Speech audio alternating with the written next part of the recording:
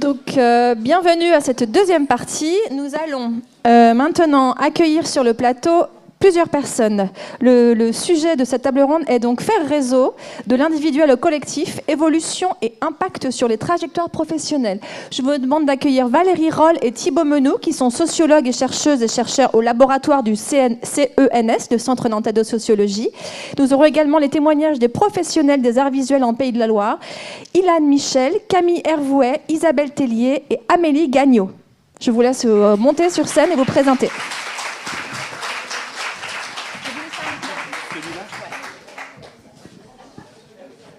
Pardon, vas-y.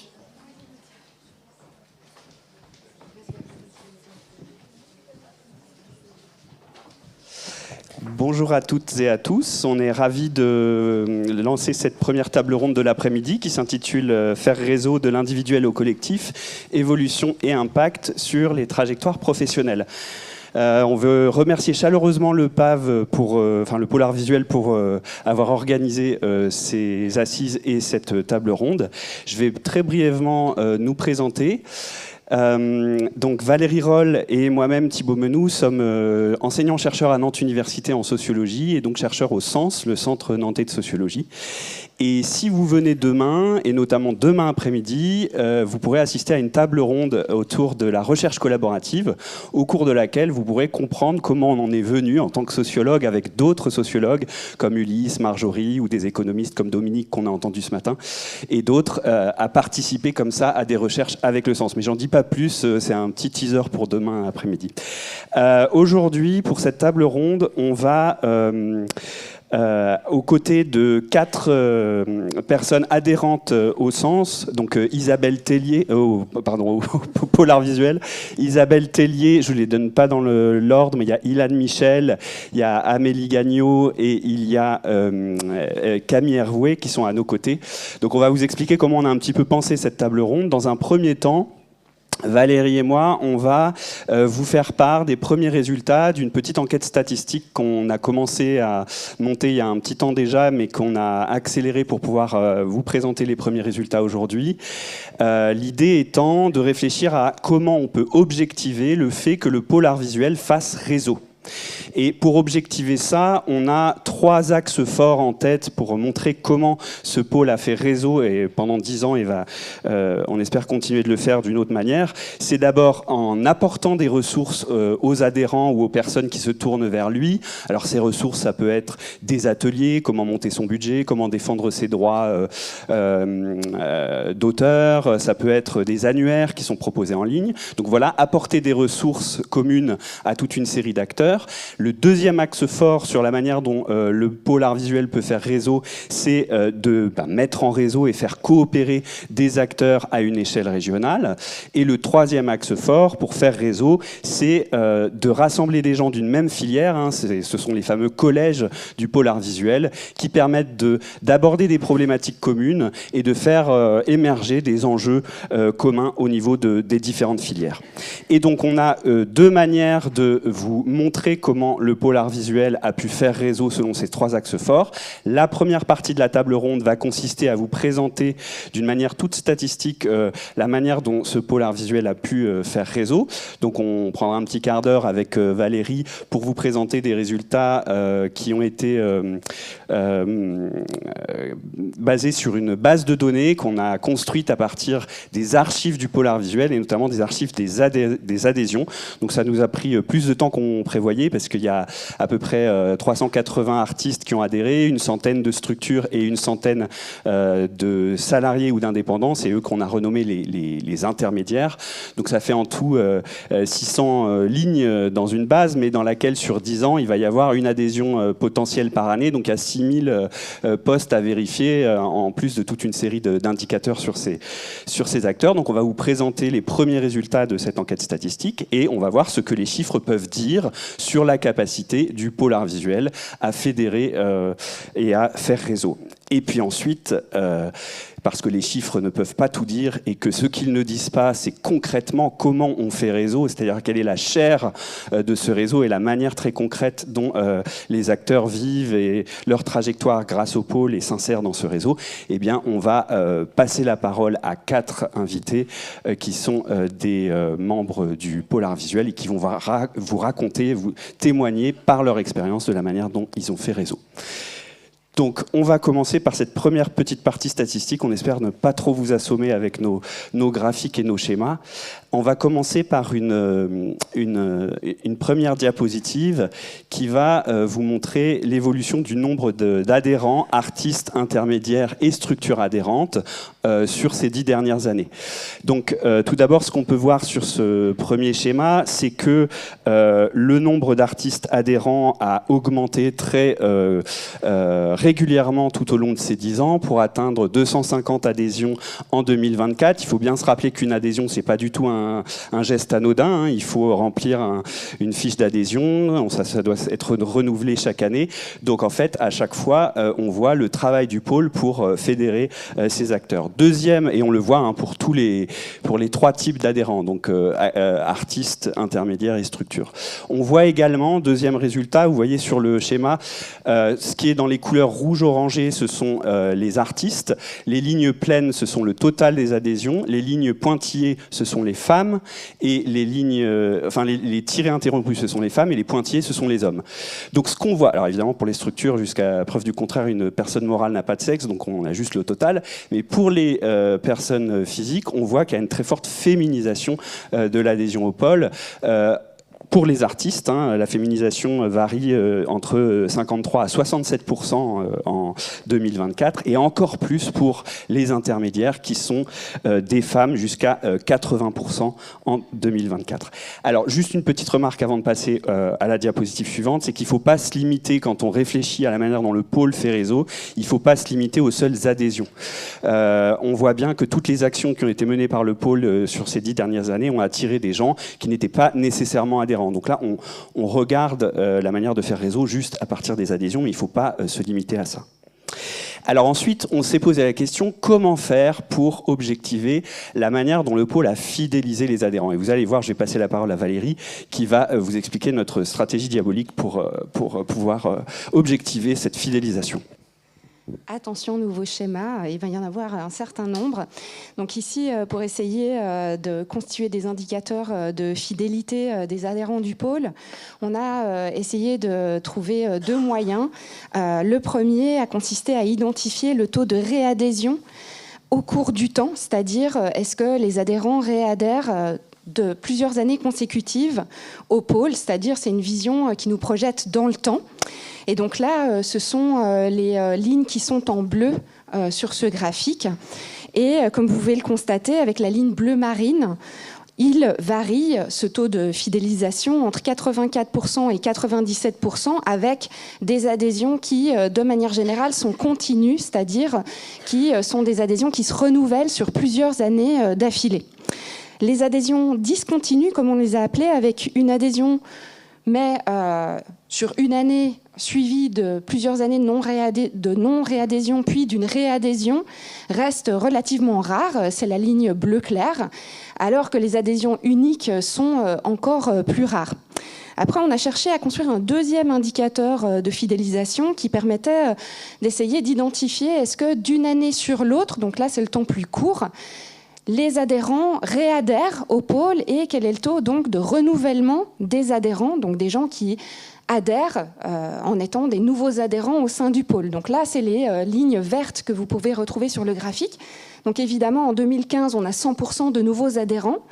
Et à partir de 2016, on voit qu'en fait, en 2015, vous avez 67% des adhérents qui vont réadhérer en 2016 avec des nouveaux adhérents qui rentrent dans les activités du pôle et qui y prennent part, qui s'établissent à 33%. Et qu'au fond, ces pourcentages, ils n'évoluent pas dans le temps, ils sont vraiment très stables, c'est-à-dire qu'on peut considérer qu'il y a une haute fidélité des adhérents auprès du pôle, puisqu'on a chaque année à peu près 2/3 de personnes qui réadhèrent l'année suivante et un renouvellement d'1/3 des personnes et une fidélisation quand même avec des adhésions continues sur le temps, qui est très élevée puisqu'elle s'établit à peu près autour des 90% concernant les artistes. Alors concernant les intermédiaires et les structures, on peut là aussi tirer les mêmes courbes avec ces fameux indices de fidélisation et les résultats sont les mêmes, c'est-à-dire que ce qu'on constate, c'est des courbes très basses pour les adhésions uniques ou les adhésions discontinues et puis une espèce de vitesse de croisière comme ça qui est peu à peu atteinte. Alors ça prend du temps avant de monter un réseau, mais une fois qu'on commence à lancer les choses, on voit que les nouvelles adhésions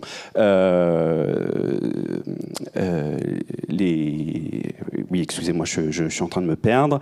Faire réseau prend du temps, voilà, c'est ça, et qu'il y a un rythme de croisière qui est pris par le pôle pour petit à petit conquérir de nouvelles personnes qui n'étaient pas encore dans ces réseaux.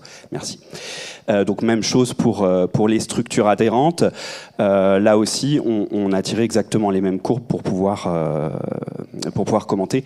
Donc les renouvellements et les nouvelles adhésions sont évidemment des courbes qui sont symétriques, puisque toute personne qui n'est pas dans une situation de renouvellement par rapport à l'année précédente va être forcément comptabilisée comme nouvelle adhésion. Alors ensuite, on a cherché à représenter les adhésions en fonction du collège d'adhésion. Et je crois que c'est à toi, Valérie, de commenter sur ce graphique. Donc on est parti du même principe. On a exploité les données pour les artistes, les intermédiaires et les structures. Et sans surprise, au sein des artistes adhérents, une majorité est plutôt actif dans le collège création du pôle. Alors bien sûr, nos invités pourront nous en dire plus sur les activités de ces collèges, notamment nos deux artistes. Et d'un point de vue chiffré, ce qu'on peut dire, c'est qu'une majorité d'artistes, alors au-delà d'appartenir au pôle création, on s'est aussi intéressé évidemment aux pratiques artistiques déclarées par les adhérents au moment où ils adhèrent pour la première fois au pôle. Et puis, ce qu'on a pu constater ici, c'est qu'une majorité en fait, d'artistes déclarent 1 à 4 pratiques artistiques. Dans les pratiques uniques, c'est bien souvent la photographie qui arrive en tête de liste avec 37%, suivi de la peinture, 20%, de la sculpture, 7%, ou du dessin à 7%, mais aussi de la gravure, de la lithographie et de l'estampe. On dispose aussi d'un tableau plus détaillé, parce qu'on essayait de voir s'il y avait des liens entre le fait d'avoir 1 à 2 pratiques ou 3 à 4 pratiques, et quelles étaient ces pratiques. Et ce qu'on a pu constater, c'est que généralement, c'est bien souvent ces pratiques plutôt majoritaires, comme le dessin, la peinture, l'installation, la photographie ou la sculpture, qui peuvent être mariées et composer en fait les pratiques diverses des artistes. Alors sur ces pratiques, on a aussi cherché à identifier un petit peu leur répartition. Alors cette fois, non pas au sein des artistes année par année, parce qu'il n'y a pas véritablement de variation, donc on l'a observé à l'échelle de l'ensemble des artistes qui ont adhéré à un moment ou à un autre au pôle sur les 10 ans de son activité. Et puis là, on observe que ces pratiques, eh bien, elles sont majoritaires. C'est le dessin, 43%, la peinture, 40%, l'installation, 39%, la photo, 38%, la sculpture, 34%. On a fait des petits tests pour voir s'il y avait des variations en fonction du sexe. Il n'y a rien de probant qui sort, de même pour les classes d'âge, même si ça reste encore quelque chose à creuser. C'est-à-dire qu'on constate que ça reste des pratiques quand même très majoritaires et que d'autres pratiques, comme par exemple les arts électroniques ou la performance, restent des pratiques minoritaires, quel que soit le sexe ou la classe d'âge visiblement des artistes. Bien sûr, il faudra aller regarder de manière un petit peu plus serrée au-delà des pratiques sur les médiums et les esthétiques développées par les artistes. C'est sans doute là aussi que des lignes de clivage de sexe ou d'âge peuvent se manifester, ce qui est par exemple visible, parce qu'on a fait le test, dans les autres pratiques déclarées par les artistes. On vous a mis un autre fromage où on voit, on les a du coup agrégés. Et par exemple, dans les arts textiles, là, on a un taux de féminisation extrêmement élevé, 96%, puisque parmi les adhérents du pôle, c'est un homme contre 17 femmes qui investissent ce type de pratique. Alors, pour ce qu'il en est des intermédiaires et des structures, là aussi, dans la répartition par collège, je me permets juste de revenir en arrière sur les collèges pour les artistes. On voit que donc la création... On a sélectionné sur ces graphiques les collèges les plus représentés. Ils ne sont pas tous, sinon ce serait illisible. Mais voilà, on a donc surtout la création qui est représentée parmi les artistes, évidemment. Du côté des intermédiaires, alors du côté des intermédiaires, c'est plutôt c'est plutôt l'éducation artistique et culturelle qui va être mise en avant et qui va grandir notamment dans les années 2020.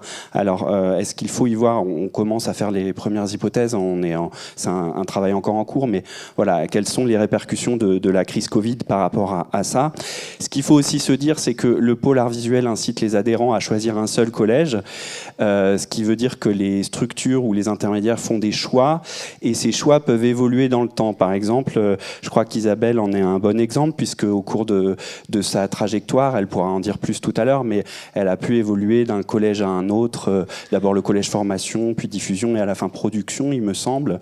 Bon, tu nous rediras, mais voilà, au début c'était formation en tout cas, je crois, mais voilà, donc voir aussi au fur et à mesure de la trajectoire quels sont les collèges que choisissent les intermédiaires au cours de leur parcours. Et du côté des structures, là aussi, plus de variété que pour les artistes, avec quand même une très grosse prédominance du collège diffusion. Alors ce collège diffusion, il est choisi notamment par les centres d'art contemporain, également par les services culturels des communes, par exemple le service culturel de Loire-Othion, ou par certaines galeries également, alors que également par des festivals, la quinzaine photographique par exemple, alors que des collèges comme Marché de l'Art vont être plus spécifiquement choisis par certaines galeries ou lorsque ce sont des intermédiaires, par des collectionneurs par exemple. Mais par exemple, pour reprendre l'exemple du MA, il me semble qu'ils avaient choisi le collège production. Donc voilà, on peut après discuter les raisons pour lesquelles les structures s'inscrivent dans tel ou tel collège. Alors on a cherché aussi à regarder du côté des structures comment se répartissent les structures en fonction de leur taille. Alors attention à cet indicateur, parce que l'indicateur taille ici, il est saisi à travers le nombre d'équivalents temps plein, c'est-à-dire le nombre de salariés dans la structure. C'est un indicateur qui a ses limites, parce qu'on peut avoir des associations qui ont très peu de salariés ou pas de salariés, et qui pourtant touchent un grand nombre d'adhérents. Donc à prendre avec des pincettes. Mais ce qu'on peut dire de cet indicateur sur la taille des structures, c'est faire un double usage de ce schéma. On a à la fois les chiffres absolus sur les bâtonnets et les pourcentages sur le côté. Eh bien, c'est que il y a peu de grosses structures, mais il y a des structures importantes, par exemple l'école Tour-Angers-Le Mans, les services culturels d'université. Demain, on entendra Chloé Langeard qui animera la table ronde sur la recherche collaborative. Donc voilà, elle a pu faire inscrire comme ça le service culturel de l'université d'Angers, le FRAC, certains musées importants également. Et puis on a aussi un pourcentage important, entre 60 et 70%, qui grossit au fur et à mesure du temps, de structures de petite taille. Le poids des petites structures a augmenté au fil du temps, peut-être là aussi en lien avec la crise sanitaire, mais aussi en lien avec l'effort du PAV, du pôle art visuel, pour aller contacter des structures de moindre envergure et qui sont dans des zones plus rurales notamment. Et donc on voit que ces structures donc de 0 à 1,5 emploi temps plein augmentent au fur et à mesure des 10 années d'histoire du PAV.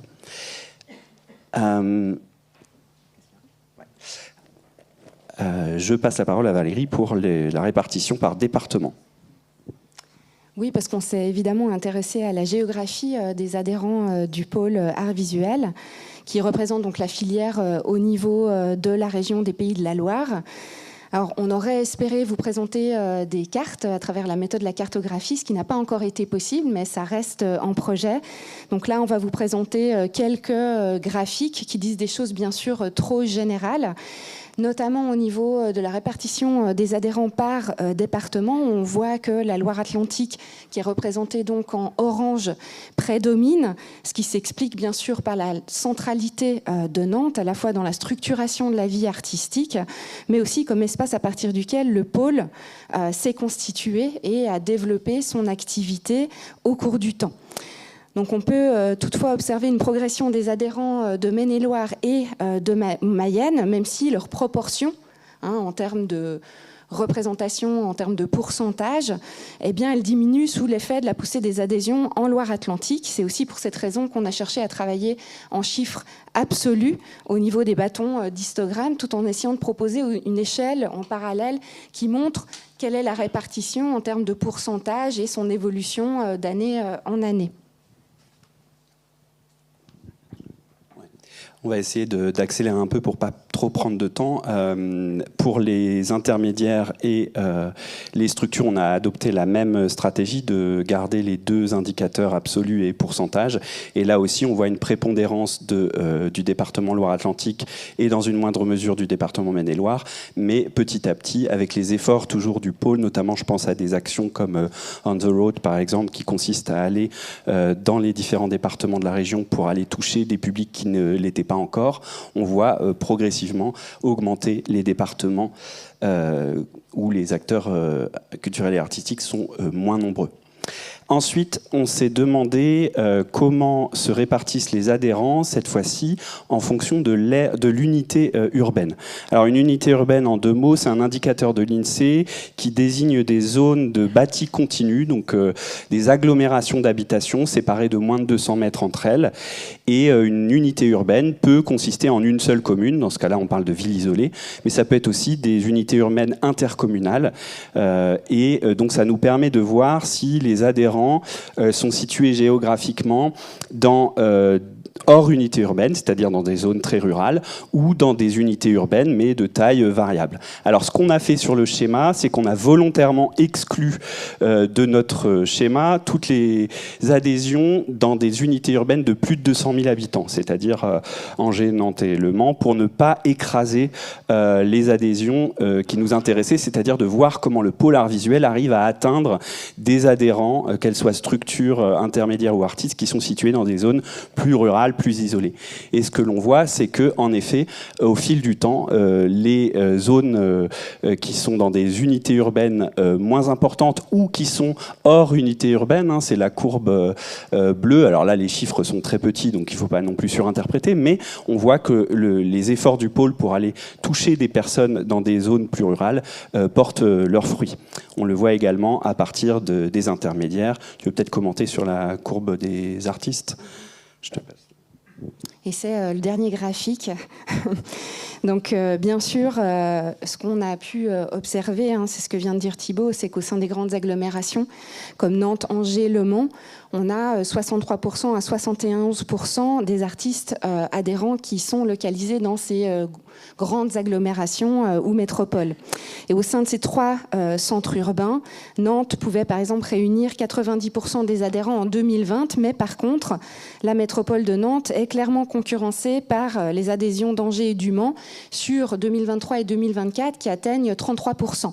Donc c'est pas visible évidemment ici sur le schéma, mais ça nous paraissait assez important en fait de le mentionner, mais pas de le représenter pour essayer d'observer ce qu'il en est de l'existence du pôle et des adhérents du pôle qui sont plutôt situés dans des plus petites unités urbaines. Et là, ce qu'on a pu constater, c'est que dans les villes littorales, comme par exemple Saint-Nazaire, La Baule ou Saint-Brévin-les-Pins, mais aussi dans des villes situées dans des terres comme Laval et La Roche-sur-Yon, le nombre d'adhésions augmente. Vous pouvez le voir au niveau de la courbe verte du graphique, qui concerne ici les agglomérations de plus de 50 000 habitants, mais de moins de 200 000 habitants. Alors le pôle, il a aussi au fil du temps pu compter de nouveaux adhérents actifs dans des villes de moins de 50 000 habitants comme Clisson, Cujan, Les Sables-d'Olonne, Turcan, Saint-Gilles-Croix-de-Vie, Beaupré-en-Mauges, pour ne citer que quelques-unes d'entre elles. L'augmentation du nombre d'adhérents est bien plus notable dans les unités urbaines de petite taille, notamment dans les villes de 5 000 à 20 000 habitants, c'est la courbe grise du graphique, avec un taux de croissance de 74% en 2020 et 2024 et une très grande diversité des villes représentées. Après, dans ce qu'on peut considérer comme les espaces ruraux, c'est-à-dire hors unité urbaine, la progression elle est aussi marquée entre notamment 2020 et 2024, et c'est dans ces espaces plus isolés et dans des plus petites unités urbaines en fait que les artistes de Maine-et-Loire, de Mayenne et de Sarthe sont les plus représentés pour environ 2/3 dans les tests chiffrés qu'on a pu faire, en sachant qu'ici on a quand même des chiffres qui sont sous-représentés puisqu'on n'a pas encore encore réglé complètement le problème des fusions de petites communes qui nous ont pas permis du coup d'identifier en fait, voilà, ou encore de stabiliser. Donc en fait, les nombres sont plus élevés au niveau des petites unités urbaines et des adhérents qui sont situés dans des petites villes, c'est-à-dire voilà, jusqu'à 10-20 000 habitants. Donc ça, c'est quelque chose qu'on va encore bien sûr faire évoluer.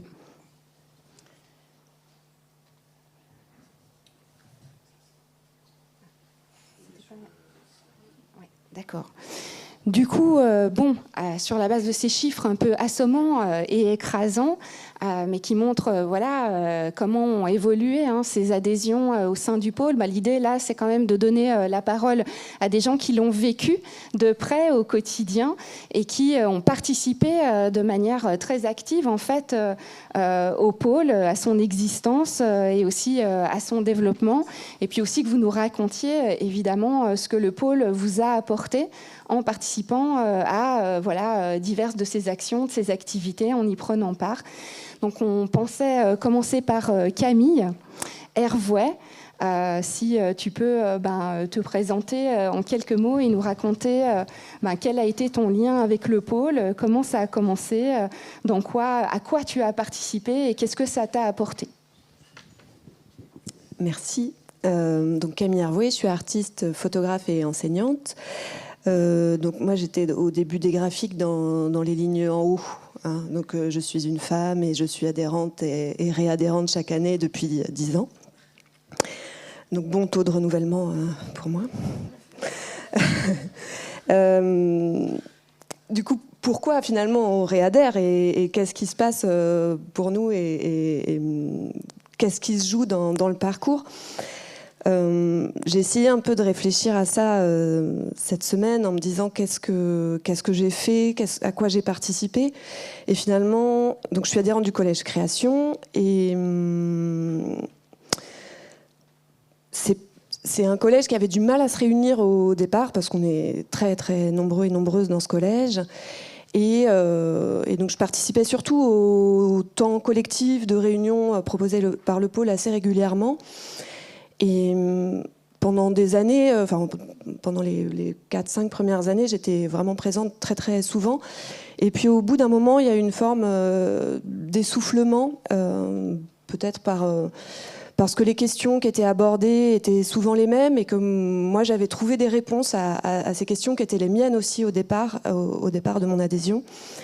Et en fait, je me dis que le pôle, c'est ça qu'il a construit, c'est une capacité à répondre à des interrogations, à comprendre comment ça fonctionne.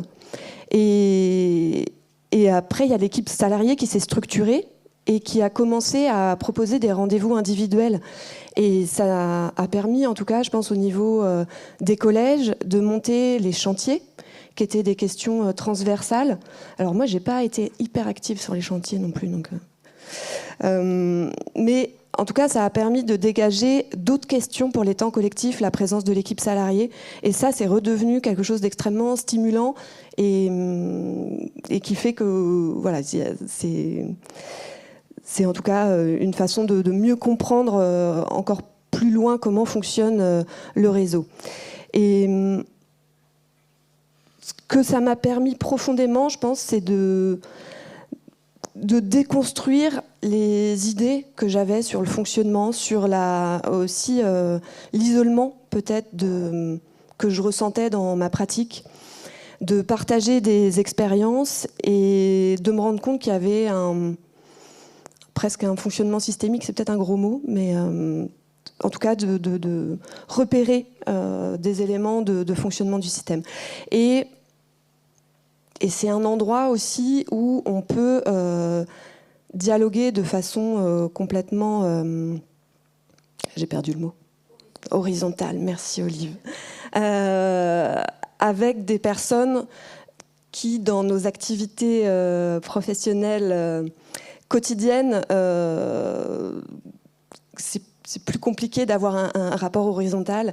Et au pôle, c'est possible. Et du coup, on peut se poser des questions collectivement sur nos statuts, sur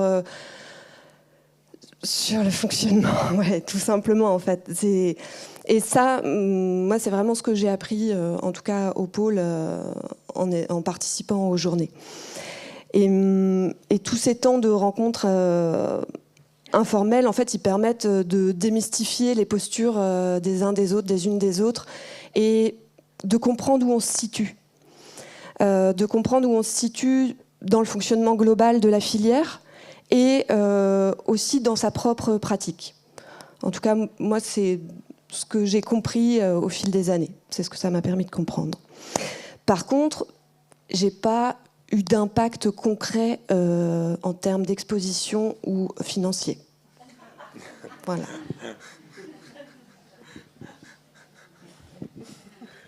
Tu finis là-dessus? Ouais. Non. Je sais pas. Tu veux développer? Peut-être juste, on peut dire qu'on vient pas là pour ça, en vrai. Ouais.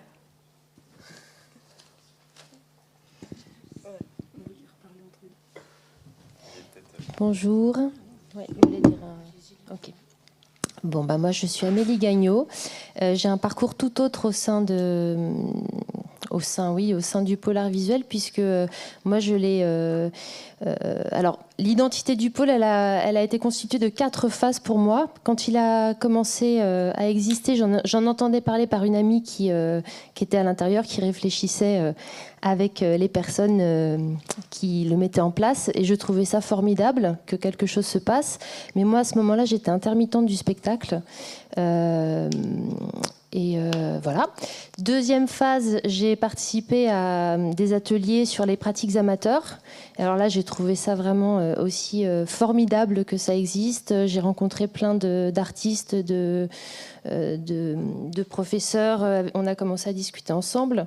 Après, j'ai vu que ça se structurait encore plus, puisqu'il y a eu des journées et des temps forts sur des questions précises, plus ou moins de fonctionnement, enfin plus ou moins concrètes, qui nous apportaient des réponses. Et jusqu'à ce que l'année dernière, je sois sélectionnée par Trajet. Du coup, je suis accompagnée cette année, je fais partie de la 5e promotion de Trajet, pour un projet où du coup, je suis effectivement artiste, puisque cette année, j'ai quitté l'intermittence. Et du coup, c'était mon petit buzz. C'est que, en tant qu'artiste... bénéficiante de l'intermittence pendant les 23 années où je l'ai été, petit à petit, je me suis, à l'intérieur même de cette activité intermittente, je me suis beaucoup isolée. En fait, je me suis retrouvée très isolée. Et donc, l'intermittence, c'est pas forcément un super statut. Merci. Voilà. Et du coup, finalement, très étonnamment, je trouve par cette expérience qui s'étoffe avec les gens qui sont dans le pôle. En fait, le pôle, c'est le pôle, mais c'est pas que le pôle, c'est ce qui se passe, en fait. Je peux pas tout le temps le remettre sur le pôle, même si c'est le pôle qui structure ça. Moi, du coup, j'en ai vraiment bénéficié. J'ai bénéficié d'opportunités. Je fais pas partie de la structuration de l'élément lui-même. Et je pense que de par culturellement, socialement et tout, je suis toujours un peu dedans-dehors, en fait. Je tiens à mon individualité, tout en trouvant ça formidable, ouais, que les choses se structurent. Enfin, ce que je veux dire, c'est que ça vient de plus loin. C'est pas facile de changer, tu as dit déconstruction, c'est pas facile de changer un fonctionnement individualiste qu'on a appris à chérir en tant qu'artiste. Je dirais, en tout cas à faire avec. Et qu'est-ce que je peux dire d'autre? Je me suis... Oui. Non, mais voilà. Justement, comment le pôle et le fait de rencontrer des gens, par exemple, comment est-ce que le fait de rencontrer des gens au sein de Trajet t'a permis de penser des choses au niveau de la filière, de sortir de ce rapport plus individualisé et au travail et aux projets artistiques que tu peux mener? En fait, je pense pas que profondément je change de fonctionnement. En fait, ce serait un leurre que de dire que tout d'un coup je deviens très collective, parce que je reste. On est obligé de faire attention à comment on gagne nos vies, donc on est dans une certaine vigilance en fait individuellement. Donc je change pas du tout au tout, mais je vois bien que ça infuse en fait. C'est plutôt quelque chose qui, moi dans mon cas en tout cas, n'ayant pas de passé militant alors j'étais dans le spectacle vivant, donc de fait j'étais dans le collectif, très très collectif. Mais on fait collectif, on ne pense pas collectif, on fait dans le collectif. Je ne sais pas du tout si je réponds à la question, mais je pense que c'est en chemin en fait. Voilà, ce que je peux dire peut-être, c'est que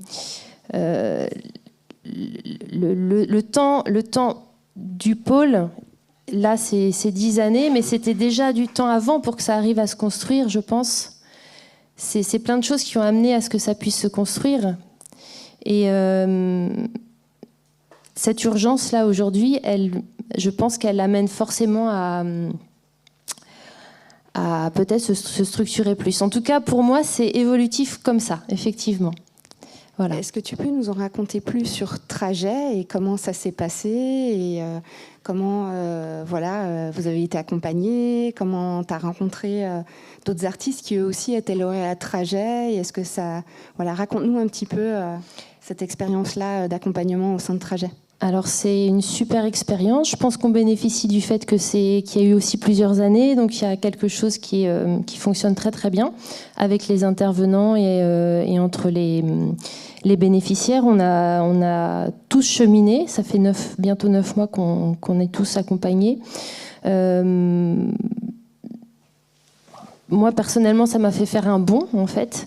Ça m'a fait sortir du coup de l'intermittence et rentrer vraiment dans un projet de création d'ateliers et de travail artistique où je me sens plus légitime. Donc vraiment, ça m'a servi très, très concrètement. Avec les autres, y a beaucoup d'écoute, de bienveillance entre tous les porteurs de projets. On a des difficultés. Du coup, c'est passionnant, c'est une aventure, c'est nos aventures humaines en fait. Et ce que je trouve super dans Trajet, c'est qu'il n'y a pas que des artistes en fait qui portent, c'est des porteurs de projets.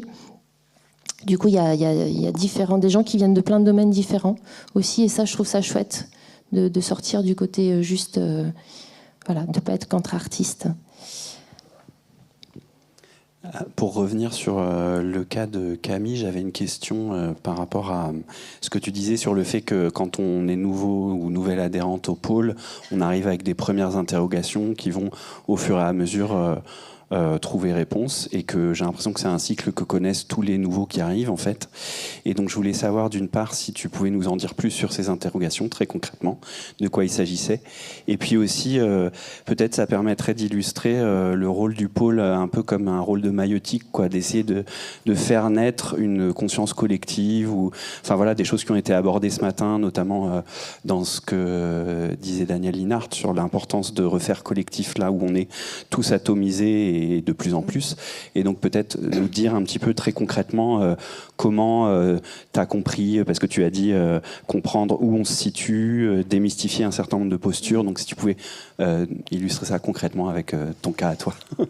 Oui. Alors, moi, je me suis bien reconnue dans la bonne personne ce matin. Hein. Enfin, je pense qu'on est nombreux et nombreuses aussi effectivement enfin, je sais pas, les questions que je me posais.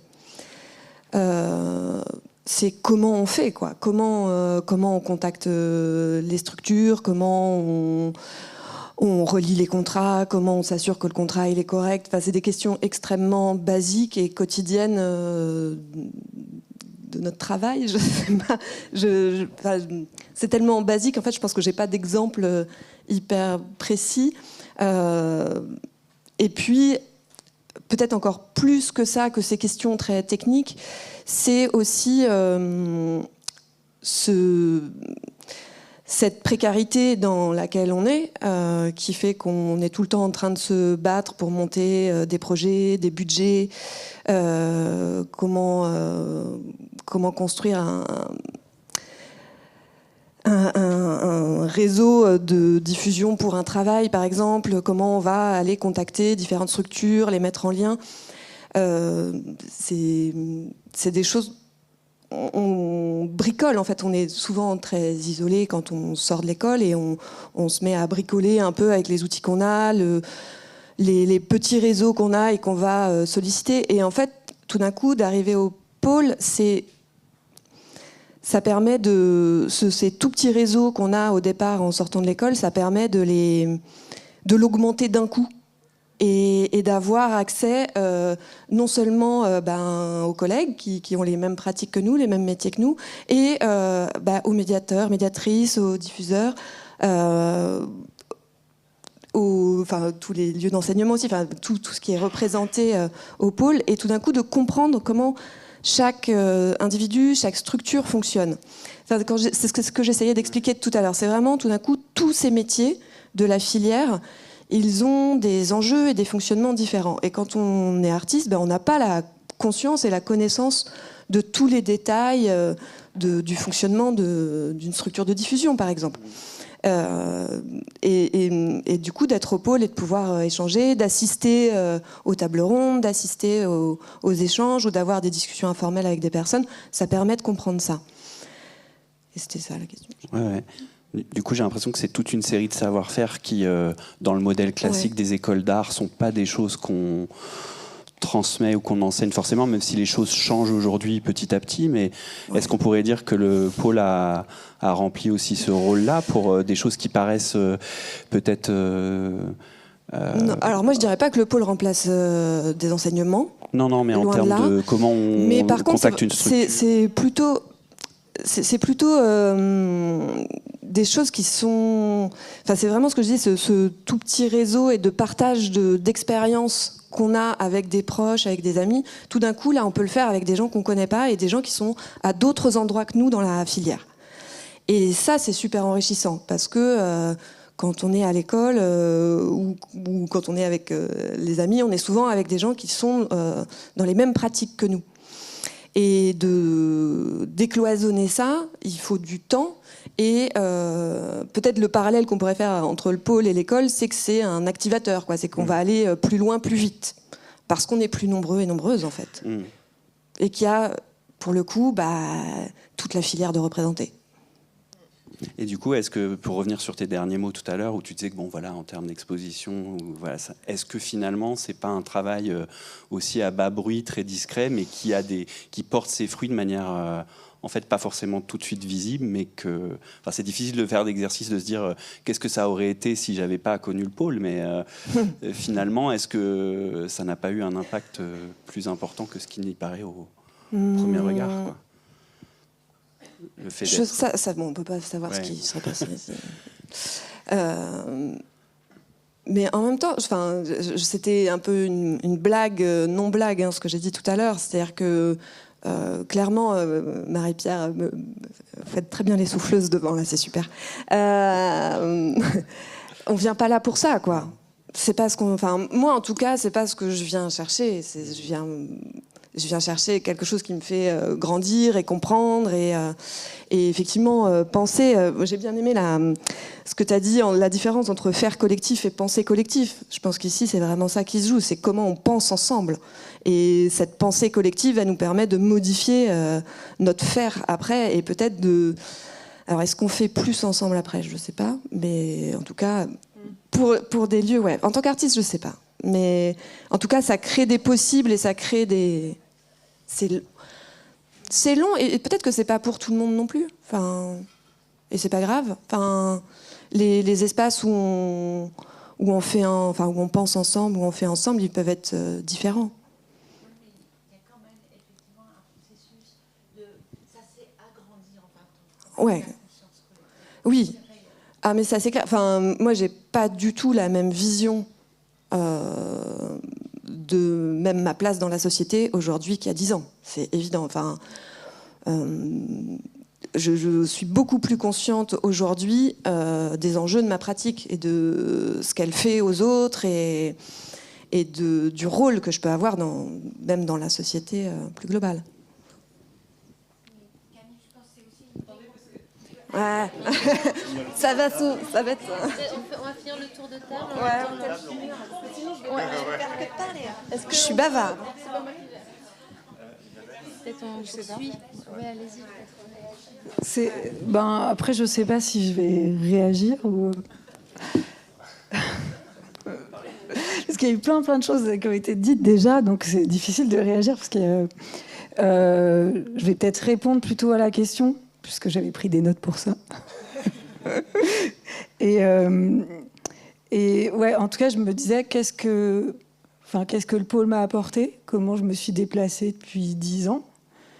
Déjà, je suis arrivée parce qu'il y a plusieurs personnes qui sont venues me chercher, qui m'ont dit « Allez, viens, intègre le pôle ». Bon, voilà, je ne savais pas trop pourquoi. Je me souviens qu'il y a 10 ans, autour de moi, on a dit ah non, mais en Pays de la Loire, on ne travaille pas ensemble, en fait. On ne sait pas faire. Voilà, j'avais été étudiante en Bretagne avant. En Bretagne, il y avait beaucoup de gens qui travaillaient ensemble. Mais en Pays de la Loire, il y avait beaucoup de concurrence entre les structures, beaucoup de... Enfin, voilà, c'était pas dans notre ADN. Et je sais pas, je pense qu'on peut mesurer tous ensemble qu'en 10 ans, quand même, il y a eu un chemin de dingue qui a été fait. Et ce chemin, il n'aurait pas existé sans le pôle. Donc, pour moi, il y a déjà ça qui a été hyper important, de finalement apprendre à se connaître. Et le pôle, c'est aussi le pôle des arts visuels, et pas de l'art contemporain. Et ça, c'est un truc, voilà, on ne savait pas trop au départ pourquoi c'était les arts visuels et pas l'art contemporain, que c'était assez large. On est quand même dans des couloirs. L'art contemporain, d'habitude, ne se mélange pas avec... alors, je reprends les terminologies de Dominique, parce que c'est lui qui nous a appris des choses, l'art dit classique, ou avec d'autres pratiques. Enfin, voilà. Et en fait, déjà, cette interconnaissance, c'est entre les métiers, mais pour moi, ça a été aussi... ça m'a amené à revoir ma définition de l'art. Enfin, voilà, à me reposer des questions aussi sur finalement les frontières qu'il y a entre les pratiques professionnelles, les pratiques amateurs, toutes les pratiques en fait artistiques, et de me rendre compte que oui, il y a des singularités, qu'un artiste professionnel il doit être rémunéré, mais qu'il y a des pratiques amateurs par exemple qui existent depuis 20 ans et qu'il y a des gens qui ont aussi des ressources à cet endroit-là. Et donc finalement, ça a été aussi ça pour moi le vrai changement. C'était aussi de comprendre que en fait, je pouvais apprendre de gens que je croisais pas jusque-là. Et je me souviens très bien, parce que donc, j'ai fait 3 collèges. Le premier, c'était le collège accompagnement. Et au collège accompagnement, il y a 10 ans, j'étais avec Guillaume. On ne se connaissait pas. Guillaume démarrait sa structure. Et je me disais, mais Guillaume et moi, on n'a rien à se dire, quoi. Enfin, voilà, il va soutenir son père. Franchement, la pratique de son père, c'est pas ce que je regarde. Enfin, qu'est-ce qu'on a en commun ? Non, mais vraiment. Et puis, en fait, dans les discussions, on avait en commun des préoccupations sur les assurances. On a commencé à en parler. Et puis, finalement, on n'a pas fait aboutir le chantier assurance, mais on l'a démarré. Il a été relayé par plusieurs collèges, et surtout par l'équipe, parce que c'est l'équipe aussi qui faisait le boulot. Et il y a eu un chantier assurance qui a quand même été assez exemplaire, je pense à l'échelle nationale, qui s'est posé la question des assurances pour les artistes, pour les structures, voilà, il y avait un vrai trou à cet endroit-là. Il y a un super guide qui a été édité par le pôle.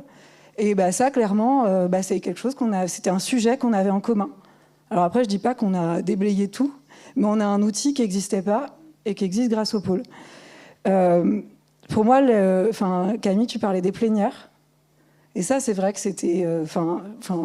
je pense qu'on est nombreux à se dire que les plénières, c'était vraiment des moments super, et des moments où il y a eu des témoignages d'autres.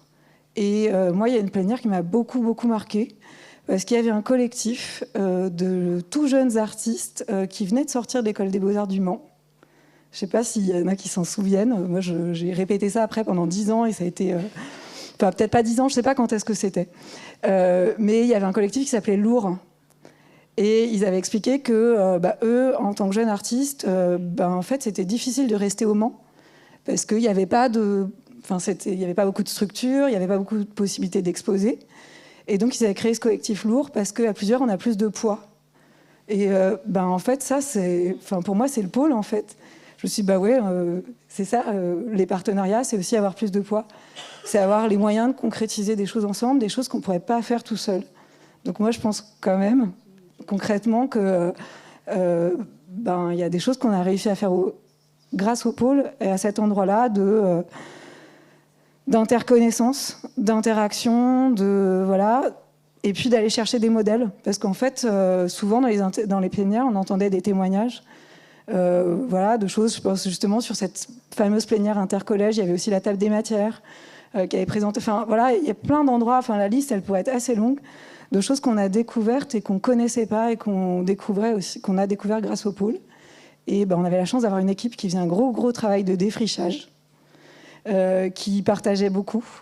Alors j'ai un peu peur de comment on va réussir maintenant, mais pour moi ça a été ça qui a été vraiment important. Et puis aussi parce que tous nos métiers sont représentés. Et voilà, et donc en fait il y a une vraie question qui est peut-être un chantier qu'on pourrait mener, qu'on n'a pas abouti, mais de la pluriactivité de notre secteur. Moi j'en suis une représentante, puisque si j'ai fait 3 collèges, c'est aussi parce que j'ai été à cheval sur plusieurs emplois. Donc, collège accompagnement, formation et production. Et production, juste pour revenir dessus, j'y suis allée parce que justement, tous les lieux de diffusion, puisqu'aujourd'hui, je travaille dans un lieu de diffusion, mais avant, j'ai enseigné et avant, j'avais une structure. Il y avait beaucoup de représentants en tant que structure du collège diffusion et Nathalie dit faudrait quand même équilibrer les lieux de diffusion avant de diffuser, vous produisez, donc peut-être que ça serait intéressant aussi qu'il y ait des représentants à cet endroit-là. Et donc à chaque fois on arrive là, on se dit bon ok, je sais pas trop pourquoi, et puis finalement on trouve sa place. Et là il y avait des choses qu'on avait commencé à travailler aussi, j'espère qu'on va finaliser, entre les collèges diffusion et production. Sur aussi des cartographies, des structures du territoire, puisque justement, il y a un vrai écosystème qui est plus visible, qui s'est étoffé depuis 10 ans. Donc voilà. Bon, après, je pourrais parler encore très longtemps, parce que je me rends compte qu'à chaque fois que j'y réfléchis, le pôle, il m'a apporté vraiment plein de choses. Et surtout, ma structure était en difficulté il y a quelques années. Et j'ai cru que j'allais tout laisser tomber. Et je me souviens très bien d'un jour où je suis arrivée au pôle, et où vraiment, je m'étais dit, je lâche l'affaire, hein, on a des baisses de financement. Voilà. Et puis j'avais rendez-vous avec Anaëlle pour l'administration qui m'a accompagnée, qui m'a apporté des solutions, et je me suis dit, si, allez, faut continuer, quoi. Le pôle est derrière moi, je peux y aller. Donc pour moi, c'est aussi concrètement, le pôle, c'est un truc génial, quoi. Voilà.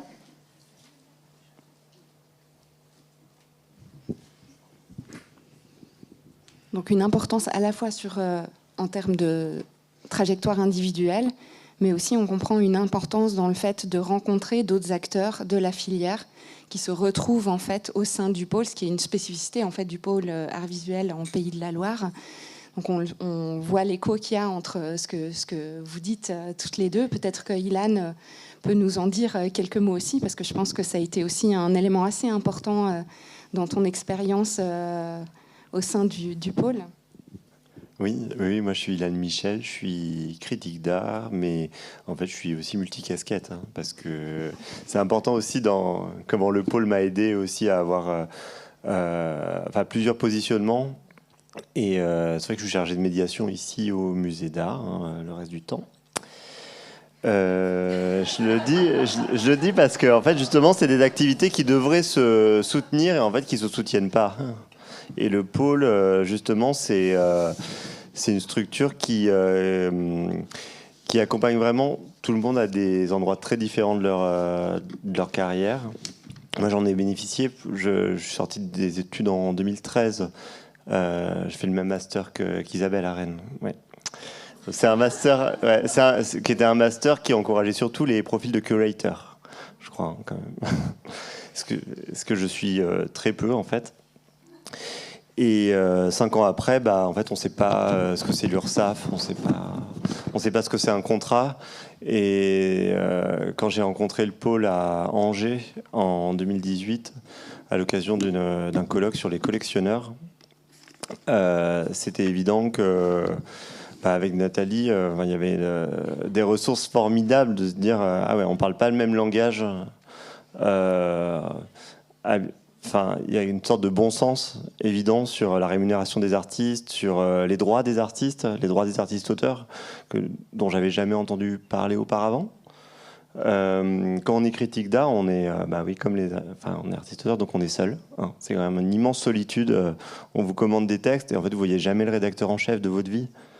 Enfin, on est vraiment tout seul. Ok, on est proche des artistes, mais il y a quand même un moment où on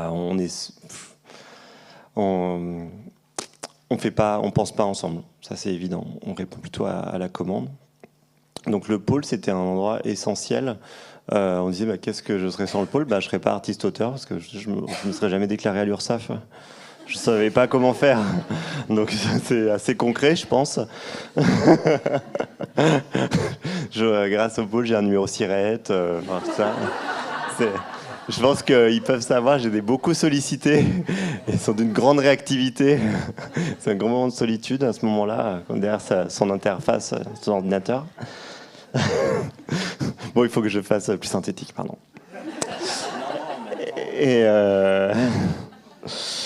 Et donc, en fait, ma vraie entrée dans le pôle, c'est quand le pôle m'a proposé d'écrire des portraits des adhérents. J'ai dû en écrire une quinzaine depuis 2018. Et c'est un moment extraordinaire, en fait, où on va sur le territoire, on va rencontrer des gens qu'on n'aurait jamais vus dans les vernissages nantais, parce que moi, j'habite à Nantes. Des personnes qui sont à des moments charnières de leur parcours. On découvre tout, quoi. On découvre l'endroit d'où ils viennent, pourquoi ils ont fait ces choix-là. Certains nous invitent à déjeuner. Enfin, je veux dire, on rentre vraiment dans leur intimité, quoi. Je veux dire, c'est pas des rendez-vous dans des lieux neutres. Et je trouve que on a vraiment un rôle. Enfin, j'avais jamais fait ça auparavant. C'est de décrire ce qui est le plus juste pour eux, de faire relire aussi les textes aux adhérents pour que ça leur corresponde. Je dis que dans la presse, on fait jamais relire quand on fait une interview. Donc ça, c'était très nouveau pour moi et c'était très, très bien. Il y a des personnes qui ont dit des choses qui après, une fois sur le papier, ils n'ont pas voulu le dire de la même manière et c'était en fait des moments qui n'arrivent jamais dans une vie. Donc c'est une sorte d'exploration du territoire pour moi, que je connaissais assez mal. Je fais partie, je ne l'ai pas dit, du collège édition. Et le collège édition, c'est un collège qui réunit à la fois les éditeurs régionaux et les critiques d'art. Les critiques d'art, d'ailleurs, qui sont plutôt minoritaires dans ce grand collège. Et en fait, c'est représentatif aussi de la structuration de la région. Tous les critiques d'art sont à Paris ou à Marseille. Parallèlement, je fais partie d'un autre réseau national qui est l'AICA, l'Association internationale des critiques d'art. Et en fait, j'existe pas pour eux parce que je suis à Nantes. Sans vouloir me plaindre parce que maintenant je commence à avoir des appuis, mais je veux dire, c'était difficile. J'ai d'abord existé régionalement qu'ailleurs. Et ça, c'est grâce au pôle, d'avoir cette visibilité-là et de rencontrer vraiment des acteurs très différents sans préjugés, juste dire qu'on a les mêmes intérêts à être dans l'association.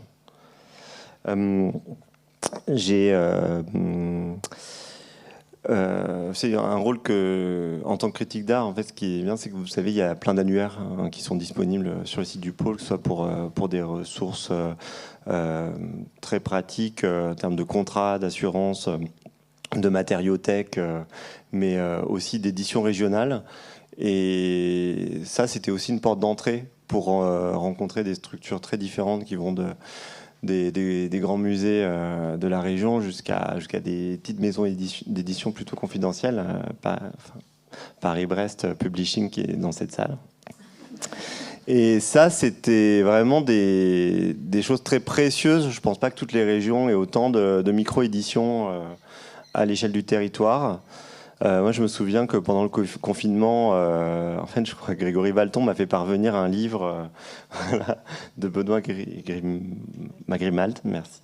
Et vous vous souvenez qu'il n'y avait plus de poste quand même à ce moment-là. Je pense que c'est un des moments les plus beaux de ma vie, en fait, quand j'ai reçu cette édition, un moment où en fait on ne pouvait plus accéder à la lecture autre que ce qu'on avait déjà chez soi. Et je l'ai reçu. Oui, il n'y avait pas de poste. Vous me l'avez transmis, je pense. Il y avait la poste. Ah bah si, moi je recevais plus de lettres. J'en ai envoyé plein qui sont jamais arrivés. Ouais. Bah, vous voyez, on n'a pas les mêmes souvenirs de la période. Bon, on va pas s'apesantir. Et puis, bon, je vais pas non plus monopoliser la parole. Je vais pas quand même. Mais pour revenir à ce que tu as dit sur des temps transverses, enfin vraiment des temps de réflexion collective qui se déroulaient dans les plénières, mais pas seulement au moment des plénières. Que ce soit sur la question des jurys, des espaces de travail, c'est des questions que moi je m'étais jamais posées. Et en fait, le fait de se les poser avec des artistes, avec des programmateurs, des diffuseurs, avec des gens qui avaient des avis très tranchés sur la question parce qu'ils avaient toujours fait comme ça et que ça allait jamais changer, ou d'autres qui étaient au contraire. Enfin, en fait, il s'est passé quelque chose où on a remis à plat en fait des questions. Et je pense que ça ne se serait jamais passé en dehors du pôle. Parce qu'effectivement, il y a un problème pour se rencontrer et pour se rencontrer de manière horizontale, je pense, dans le milieu de l'art. Tu peux nous donner un exemple concret sur justement cette confrontation de points de vue qui a permis à chacun de se re-questionner sur sa manière d'aborder les choses, de se décentrer par rapport à sa propre situation, puisque c'était aussi ça l'enjeu, c'est de rencontrer d'autres acteurs de la filière. Donc, donne-nous un exemple. Une journée de travail sur les jurys, par exemple, parce que moi, je fais partie de plusieurs jurys, mais c'est jamais moi qui suis Enfin, les membres de la commission ne sont pas en contact avec les artistes qui demandent des aides. Donc, c'est toujours délégué à quelqu'un d'autre. La commission a assez peu connaissance, en fait, de comment les choses fonctionnent. On sait qu'il y a des procès-verbaux, des trucs comme ça. Mais au moment du jury, oui, il y a des gens qui pensaient que, de toute façon, on recevait beaucoup trop de demandes. Et donc, il fallait dire dans l'annonce que les artistes ne recevraient jamais de réponse. Voilà. C'était assez radical, du coup, histoire qu'il n'y ait pas d'attente. Et à côté, il y avait des artistes qui disaient c'est scandaleux, on ne prend pas le temps de nous expliquer les raisons. Et en fait, c'est vrai que c'est des positionnements très tranchés. Mais il se trouve qu'il y a eu un guide qui a été publié sur vraiment une charte de bonne pratique sur comment monter et comment animer un jury qui vont de la constitution de la commission jusqu'à la réponse faite aux candidates et aux candidats. Ça, c'est des temps de réflexion qu'on n'avait jamais eu avant, parce qu'en fait, chacun menait son jury comme il le souhaitait, en fait, de réfléchir est-ce qu'on lance un appel à candidature, est-ce que simplement c'est des noms qui sont avancés, enfin, tout ça, alors que la pratique du jury, elle est vraiment très très présente, quoi. Donc ce temps de réflexion, c'était vraiment salvateur, je trouve. Bon, allez, je vais arrêter parce que en plus, c'est toujours les garçons qui parlent trop et je suis désolé. Peut-être quand même juste par rapport à ta trajectoire géographique, je me trompe peut-être, mais il me semble qu'à un moment donné, tu as fait le choix de revenir dans la région. Ouais. Et est-ce que tu peux éclairer ce choix-là et éventuellement, est-ce que le pôle art visuel a joué un rôle dans ce choix-là, quoi. Et oui, bien sûr. C'est pour le pôle que je suis revenu dans la région, parce que j'ai travaillé dans des régions.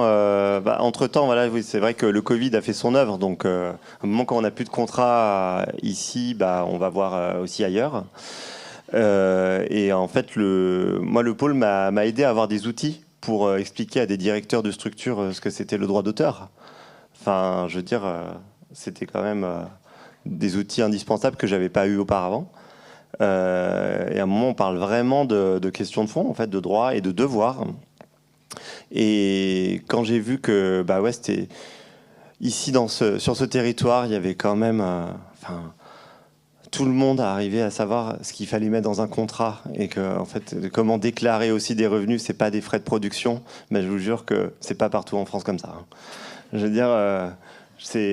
J'avais l'impression que, il y avait un travail qui avait été mené en très peu de temps, qui avait été intégré par les acteurs, et ça, c'était impensable pour moi de développer ma carrière ailleurs, parce qu'en fait ici le terrain il était tellement favorable avant les coupes budgétaires, bien sûr. Mais non, je vais rester, je vous jure. Je vous jure parce que le pôle m'a convaincu que c'était un territoire qui était...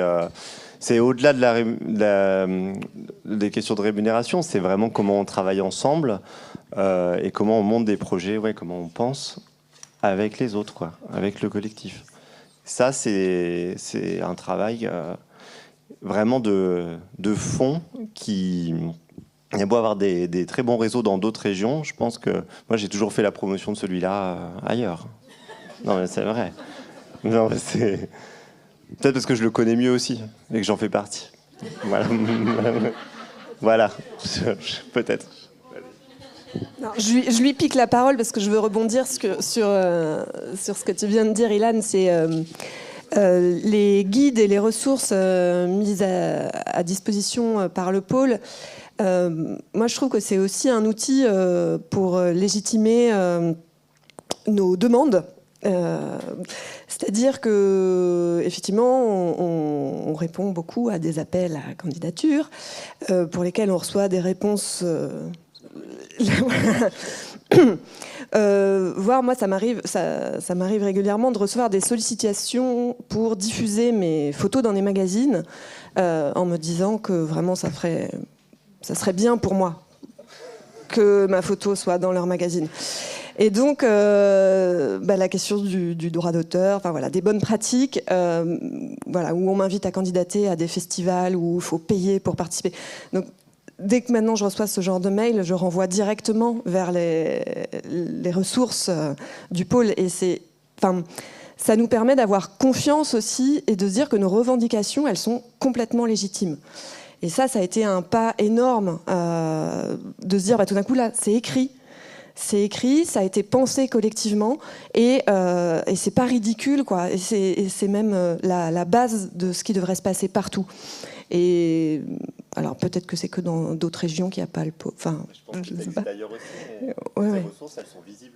Ouais, complètement. Et on y a accès. Elles sont très faciles à trouver, très bien organisées. Et en tout cas, ça nous permet d'avoir des arguments pour dire que on peut plus faire ça, quoi. Et il avait été évoqué ce matin aussi les bonnes pratiques de monstration qu'avaient fait les petits dans d'autres territoires. Et, Oui, Émeric Sasso a revendiqué que la ville, mais c'est le pôle en vrai. Non, il a dit que c'était le pôle. Oui, il a dit que c'était le pôle. Non, j'exagère, pardon. Non, mais évidemment, et en fait, tous les partenaires, je pense que ça a vraiment permis de faire grandir tout le monde sur comment ça fonctionne et comment c'est juste et quelle est la place de chacun et comment ça peut faire que ça soit, que les conditions s'améliorent en fait, même si on est encore loin quand même que ça soit bien. Donc là, on a pas mal parlé de ressources mises à disposition par le pôle et qui sont à disposition évidemment non seulement aux adhérents, qui contribuent à les faire exister en identifiant des problématiques sur lesquelles il y a un enjeu d'information qui a mené à des actions et à la production de guides, d'annuaires, etc. Donc là, c'est vraiment la dimension ressources à disposition, mais aussi la dimension coopération et le fait de rencontrer d'autres acteurs et éventuellement de nouer des liens, des relations de travail ou d'échanges. Est-ce que vous pourriez nous en dire un petit peu plus sur... Est-ce que, à travers le pôle, vous avez rencontré d'autres acteurs avec lesquels vous avez poursuivi des échanges ou des collaborations sous quelque forme que ce soit ? Oui. Avec d'autres structures. Après, Camille, tu disais que ça ne t'avait pas forcément apporté d'expo. Moi, je ne suis pas sûre. C'est-à-dire qu'il y a quand même non, mais vraiment des artistes qu'on peut identifier. Le Matière Vive... je ne sais pas ce que c'est les retours, mais quand même, il y a beaucoup des artistes de Matière Vive qu'on a identifiés. D'ailleurs, je ne sais pas, c'était un peu un drôle de truc, mais on s'est retrouvés tous à Alice et dans la salle. Hein, je sais pas où t'es. Voilà, on s'est retrouvés tous à inviter Alice sur Canal en même temps. Au début, je me suis dit, mince. Et en fait, je sais pourquoi. C'est parce qu'il y a Mélène qui a hyper bien fait son boulot. Non, mais c'est vrai, et que Alice, elle est venue vers nous de la bonne manière. On a tous regardé son... Enfin, voilà, et donc... le pôle, il fait un vrai travail d'accompagnement et de mise en réseau, puisque Alice fait quasiment une tournée en Pays de la Loire, à défaut d'avoir l'aide aux arts visuels de la région, puisqu'elle n'existe plus. Mais voilà, au moins, ça a permis ça. Et c'est plutôt chouette de se dire qu'on s'est retrouvés à discuter tous autour du travail d'Alice. Enfin, tous, les 3 structures, en l'occurrence, qui étaient concernées. Je sais que France du Rayon Vert est ici aussi, donc voilà. Et oui, et par exemple, il y a des choses qu'on faisait déjà, mais avec le FRAC, je pense qu'on travaille encore plus ensemble parce qu'on se croise au pôle, parce qu'on se fréquente. Avec le centre Claude Carin, on ne se connaissait pas il y a quelques années, puis on est 2 structures similaires, alors on pourrait être concurrentes. Enfin, voilà, en tout cas, c'était peut-être ça qui existait avant. Et en ce moment, on accueille ensemble Natif à Michel avec la maison Julien Gracq, qui est aussi un acteur d'un autre pôle, qui est le pôle du livre. Et donc oui, concrètement, grâce au pôle, voilà, l'équipe du centre Claude Carin, je les connais beaucoup grâce au pôle et parce qu'on s'est rencontrés dans les plénières. Donc clairement, oui, ça participe à mettre en place des partenariats. Je sais pas, il y a Village d'artistes, voilà, d'autres personnes comme ça qui nous contactent, on vient se faire visiter nos lieux mutuellement. Il y a On the Road qui a permis aussi de l'interconnaissance. En fait, il y a eu plein de moyens qui, à force de se fréquenter, on est familier, et donc on démarre un petit truc ensemble, une visite, et puis en fait on fait un peu plus, et à la fin on se retrouve à faire des projets comme avec le FRAC, un peu dingue, où on investit des bénévoles sur 6 bibliothèques dans un territoire, voilà, mais ça démarre au pôle. Pour moi, je suis pas sûre qu'il y a 10 ans il y avait ça en Pays de la Loire. Donc on va vraiment avoir besoin de faire continuer le projet, quoi. Est-ce que tu peux juste déplier ce que tu disais sur le dispositif Matière Vive et le travail de Mélène par rapport à... Oui, alors ce serait Mélène qui serait la plus à même de... Mais non, mais concrètement, Matière Vive, déjà c'est un dispositif qui a été soutenu par la Fondation de France, qu'on a co-construit. Voilà, donc dès le départ aussi, on a été plusieurs acteurs à se dire il y a une possibilité, qu'est-ce qu'on imagine ensemble. Voilà, en fait, il y a l'équipe, mais l'équipe sollicite ses adhérents. Et finalement, à plusieurs, on a toujours plus d'idées. Donc ça c'est. Ouais, on était plusieurs collèges réunis au départ sur des petites réunions où. Voilà, c'est Nathalie qui a écrit le projet, parce que c'est elle qui faisait ce travail-là. Parce qu'en tant que bénévole, d'écrire et de répondre à un appel à projet comme ça, c'est beaucoup. Mais nous, on a pu aussi relire, faire des suggestions, etc. Et puis, il y a eu, je ne sais plus combien il y avait d'artistes, mais il y avait beaucoup d'artistes à postuler. Ouais, c'était hyper frustrant de choisir. Mais cette journée où... on a été, je ne sais pas combien on était, alors je suis désolée parce que comme je n'ai pas prévu de répondre, mais on était assez nombreux sur une journée à participer à ce jury. Je dirais plutôt quasiment 15, une bonne quinzaine, issus de structures très variées, des indépendants, parce que tu étais là, Ilan, donc tu es un indépendant. Ouais. Voilà, on était... et du coup, on a vraiment discuté ensemble aussi sur... comment on faisait ces choix, comment on les rendait justes. Donc ça revient aussi sur ces questions de jury.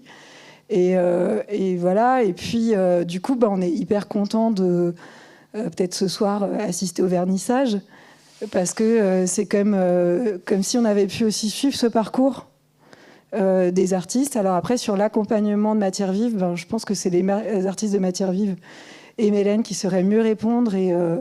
Mais il y a eu des tas de rencontres. Le dispositif s'est appuyé sur nos réseaux. C'est-à-dire qu'il y a eu quand même des rencontres aussi donc, au Rayon Vert. Dans plein de structures, en fait. Au Carré, à plein d'endroits, en fait, à Fontevraud. Voilà, ça a été des échanges très, très variés. Et qui se sont appuyés sur le réseau du pôle. Et on aurait trop envie que ça se continue. Parce qu'il y a des demandes hyper fortes. Merci. Peut-être on peut poser la même question à Amélie par rapport au dispositif trajet, pour que tu puisses en dire plus. Je crois que tu n'as pas nommé le projet pour lequel tu es accompagné, qui s'appelle Vive. Est-ce que tu peux peut-être expliquer un peu plus comment la participation à la promotion du 5e trajet t'a aidé à développer ce projet ? Donc, moi, j'ai la chance d'être propriétaire de mon domicile. C'est important aussi de dire qu'on n'est pas tous égaux dans cette production artistique. J'ai la chance d'avoir pu imaginer créer un lieu grâce au fait d'avoir une famille qui a pu m'aider à un moment donné. Et du coup, j'ai transformé le garage attenant à mon domicile en atelier. C'est un très bel espace et je souhaite l'ouvrir pour des temps de création au public et aussi que ça devienne mon lieu de travail. Et tout l'enjeu pour moi à l'intérieur de Trajet, c'était de concilier ma vie familiale, de création et générer des rencontres et de la rémunération par le fait d'accueillir le public sans faire de burn-out. Sans arrêter, pouvoir pérenniser cette chose-là dans le temps, en fait, et donc pouvoir prendre un temps long et prendre le temps d'y réfléchir avant de le mettre en place pour que vraiment ça existe, en fait, et que voilà. Et en t'écoutant, en fait, je me disais c'est drôle parce que pour le coup, moi, aller vers un milieu artistique plus fort, mais je réponds à votre question en même temps. Trajet et les porteurs de projets qui sont dans des domaines très différents, mais qui ont tous un lien avec la création, l'art, mais c'est plus global en fait. Et ben moi, ça m'amène à pas du tout avoir envie d'aller vers des milieux artistiques et plus centralisés vers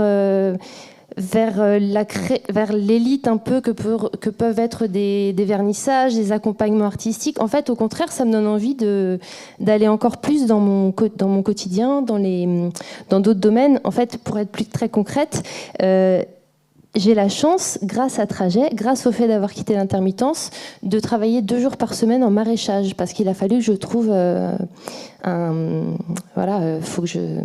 une transition. Et en fait, c'est formidable pour moi. J'ai beaucoup dit ce mot, mais c'est super en fait d'être tout d'un coup de travailler avec un maraîcher. Mais jamais j'aurais cru faire ça. Et en fait, c'est quelque part, Trajet m'aide à me sentir vraiment artiste. D'ailleurs, c'est drôle que je me retrouve dans cette position. C'est moi, je suis une des 2 artistes qui sont invitées sur cette table ronde, alors que quelque part, enfin voilà, je sais pas si vous voyez ce que je veux dire. Il y a quelque chose qui s'ouvre en fait, et c'est grâce à Trajet, c'est le fait d'ancrer. C'est le fait de m'ancrer plus, en fait, je pense. Et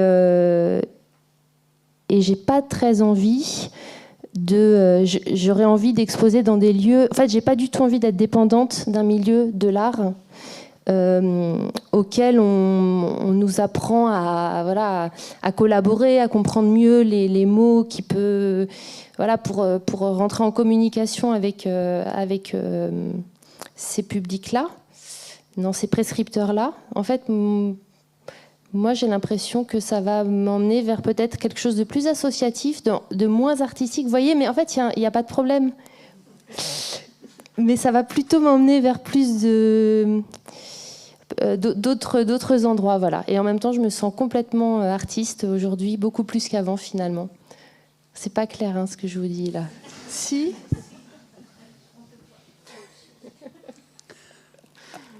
Alors, il y a une autre chose qui a été évoquée en filigrane, je crois que c'est Isabelle qui l'a évoqué à un moment donné, c'est que ce réseau, qui est construit par le pôle, il est aussi caractérisé par la diversité des esthétiques qui y sont représentées.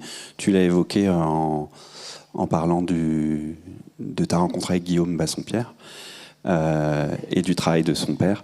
Est-ce que vous pouvez en dire plus les uns les autres et les unes les autres sur cette diversité et cette ouverture au niveau notamment des esthétiques représentées au pôle?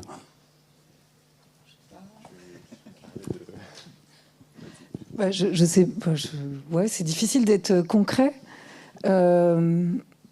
En fait, c'est intéressant, c'est que justement, on est un peu dans des couloirs de nage, voilà, dans l'entre-soi. Moi, je crois vraiment qu'il faut déconstruire l'entre-soi. Et ça passe par aussi arrêter de mépriser une esthétique parce qu'elle serait moins pointue, moins je sais pas quoi, moins expérimentale, moins. C'est des choses qu'il faut reconsidérer. Mais comme pour moi, ce qui se passe en région Pays de la Loire est pas moins intéressant que ce qui se passe à Paris. Ou qui se passe de l'autre côté de... qu'il y a des ressources incroyables. Après, chacun a sa vision de l'art, ses centres d'intérêt. Mais justement, là, quand on a entendu certaines fois aussi Dominique Sagot-Duveroux, qui est notre expert sur l'économie de l'art, de réentendre aussi qu'il y a des pratiques qui sont hyper subventionnées, d'autres qui ont une économie aussi plus autonome. Mais qu'il y a, les deux coexistent et que peut-être qu'on peut aussi se regarder, apprendre les uns des autres. Donc la scène de l'art contemporain, c'était quasiment, faut pas parler du prix des œuvres.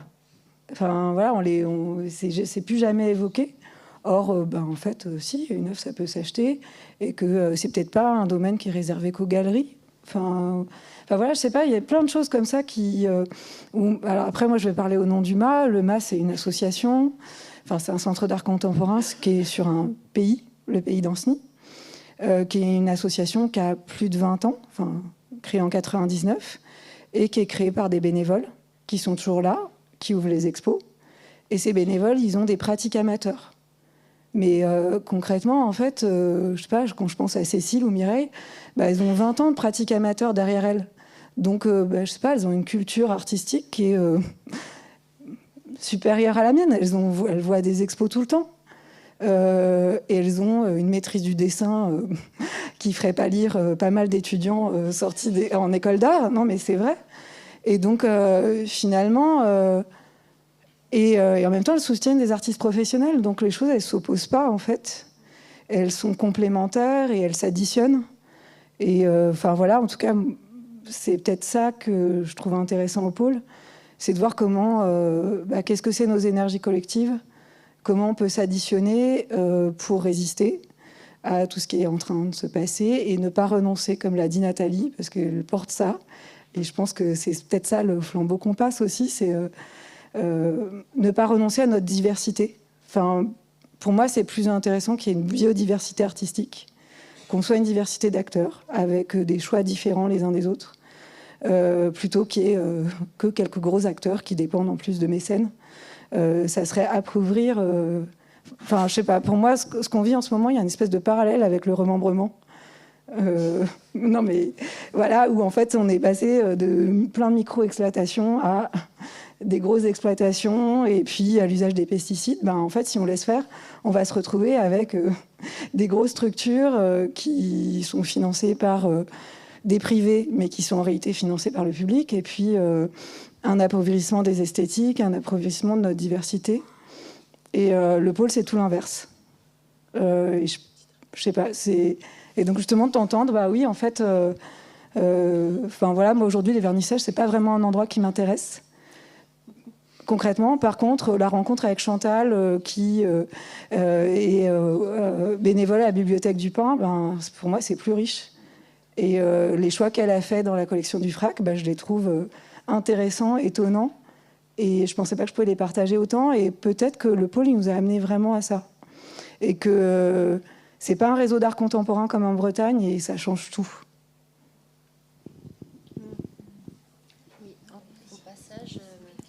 Oui, j'ai trouvé ça vraiment super que tu disais par rapport à... C'était le pôle art visuel et du coup de pouvoir ouvrir à toutes sortes de...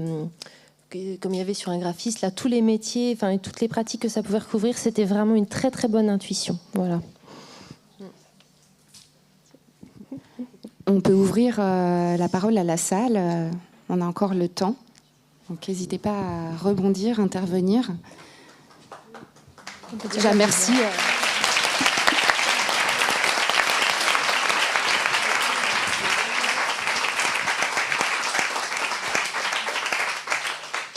Si vous avez des questions, il nous reste une petite demi-heure. Soyez libres. Ou l'envie de rebondir sur ces enjeux autour du rôle qu'a joué le pôle dans le fait de faire réseau, à la fois à travers la mise à disposition de ressources, mais aussi à travers un système de coopération qui consiste, à partir des remontées du terrain, à se questionner collectivement sur ce qui fait enjeu et ce qui va être les chantiers prioritaires d'action, évidemment, au niveau des acteurs de la filière. Et donc aussi peut-être ce qui a fait enjeu pour vous à travers les discussions qui ont pu avoir lieu au cours de ces 10 années et qui ont peut-être aussi ouvert la porte à des changements, ne serait-ce qu'en termes d'action publique ou aussi de politique publique ou de coopération, de mutualisation. Donc n'hésitez pas à rebondir ou à amener des éléments complémentaires sur cette question, sur comment le pôle a pu faire réseau de manière plus générale, mais surtout aussi peut-être pour vous. Pour moi, il a fait réseau parce que ces outils dont on parle, que le pôle met à disposition, en fait, on les a réalisés ensemble. Alors, l'équipe a été essentielle. On n'aurait rien fini tout seul.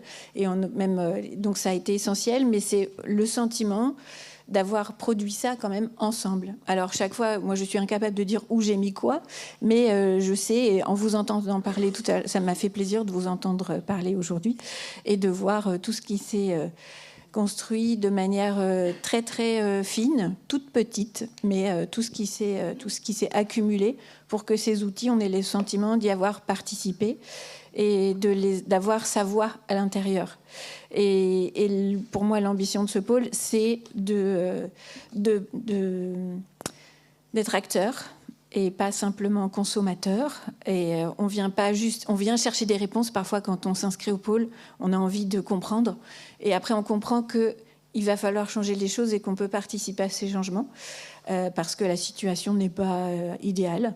Et donc, ces livrets qui ont été publiés, ils sont à perfectionner. Parfois, on oublie qu'ils existent, on les retrouve, on dit « Tiens, oui, c'est vrai, on avait dit ça. » Et c'est pas encore appliqué, mais il faut aller avec. Et voilà. Donc, c'est un lieu où on agit. Alors, ça va pas être simple de poursuivre cette action. Pour moi, il y a une grande frustration à voir cet outil monté, c'est cette force d'action qui était aussi dans cette équipe et qui s'est formée avec et pour nous. De la perdre, c'est très dur. Aujourd'hui, j'espère qu'on n'arrivera pas à passer ce cap, à constituer une nouvelle équipe, et à poursuivre avec le travail de cette équipe derrière nous. Mais j'ai oublié ce que je voulais dire au début. Mais voilà. Merci en tout cas pour toutes vos paroles.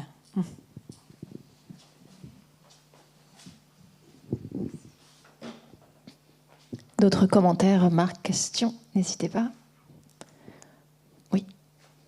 Pardon, je passe devant la caméra.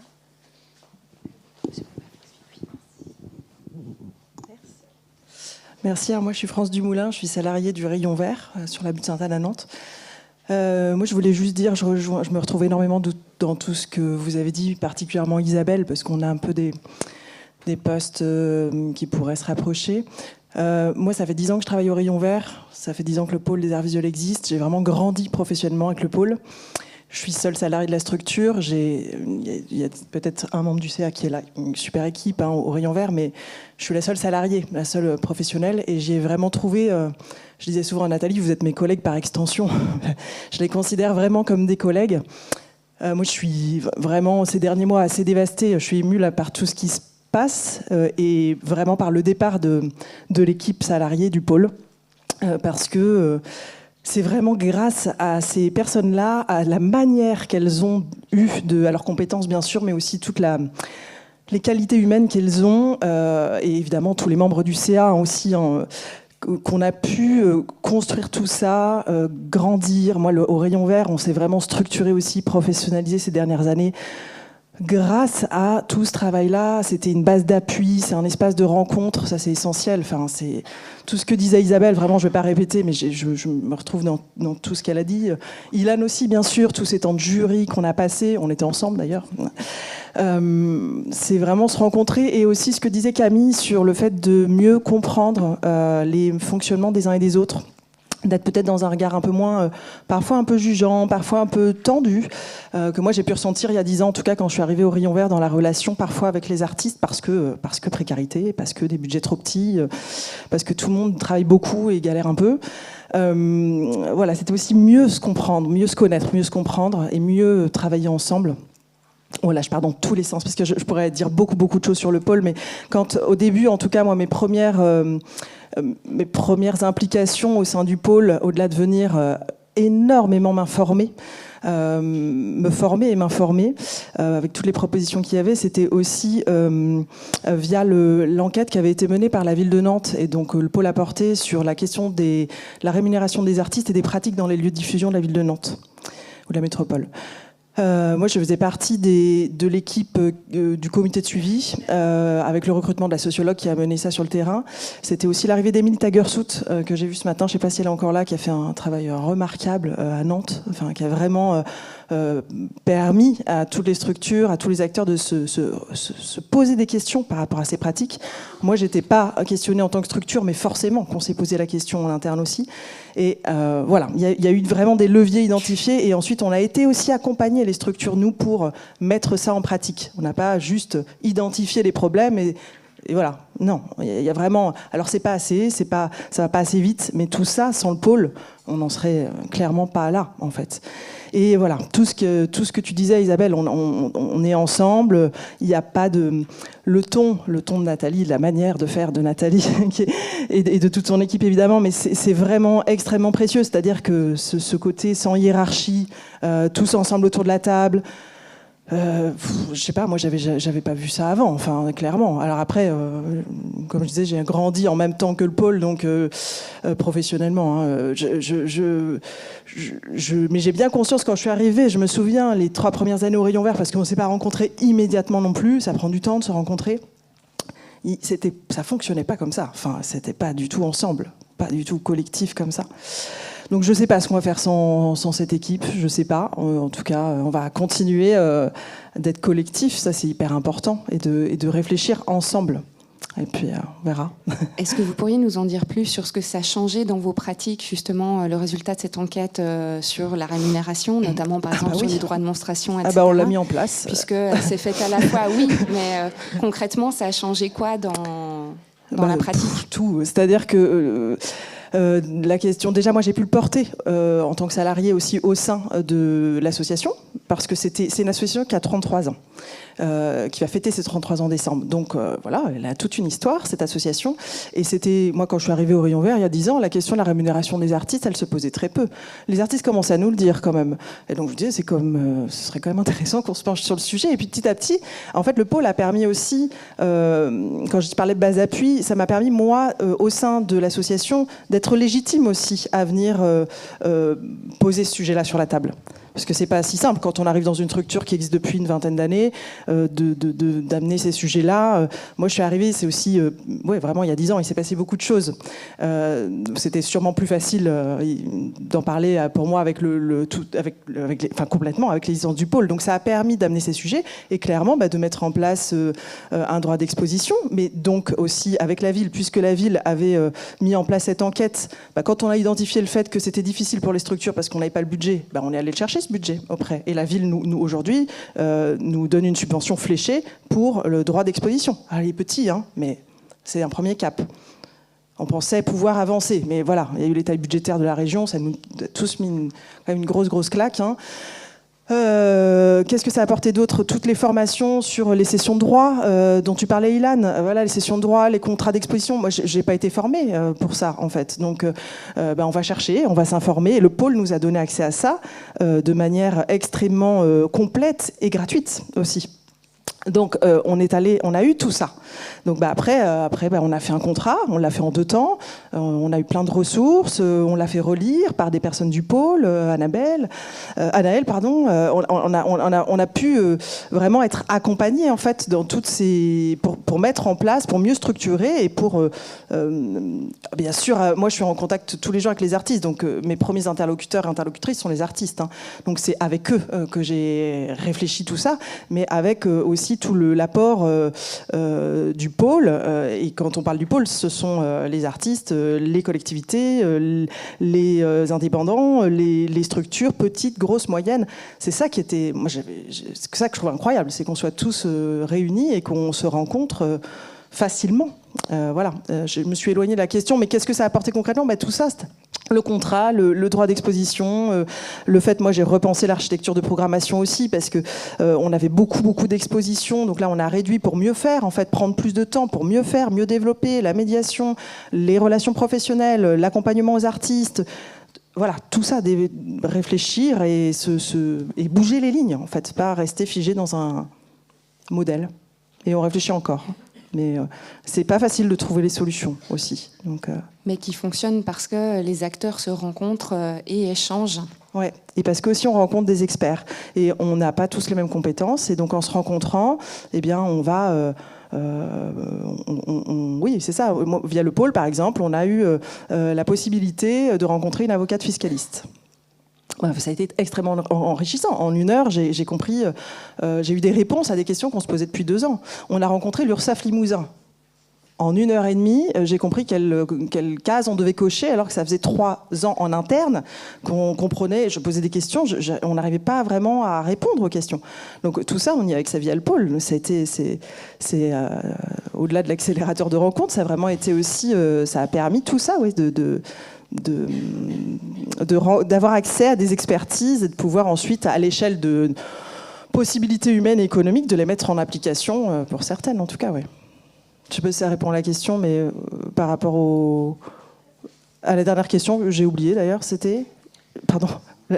Oui, bah, concrètement, répond, ouais, voilà. Quels effets ça avait eu, par exemple, cette enquête rémunération, etc. Oui, bah, voilà. On a aussi appliqué, essayé en tout cas d'activer ça, de l'enclencher.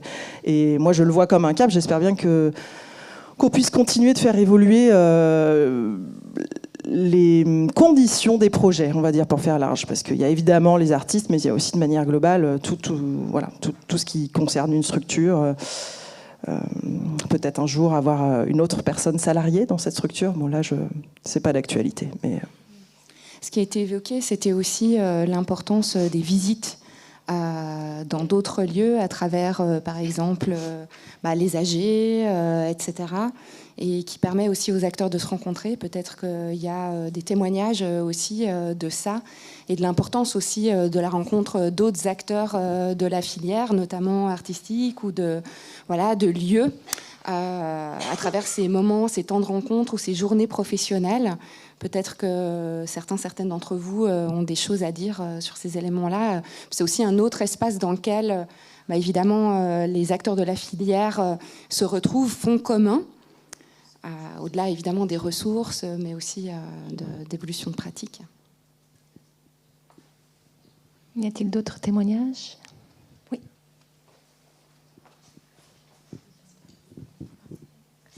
Bonjour. Je m'appelle Émilie Rayama, je suis artiste plasticienne. Alors, je ne vais pas tout à fait répondre à votre question, même si on pourrait penser que c'est aussi une sorte de lieu.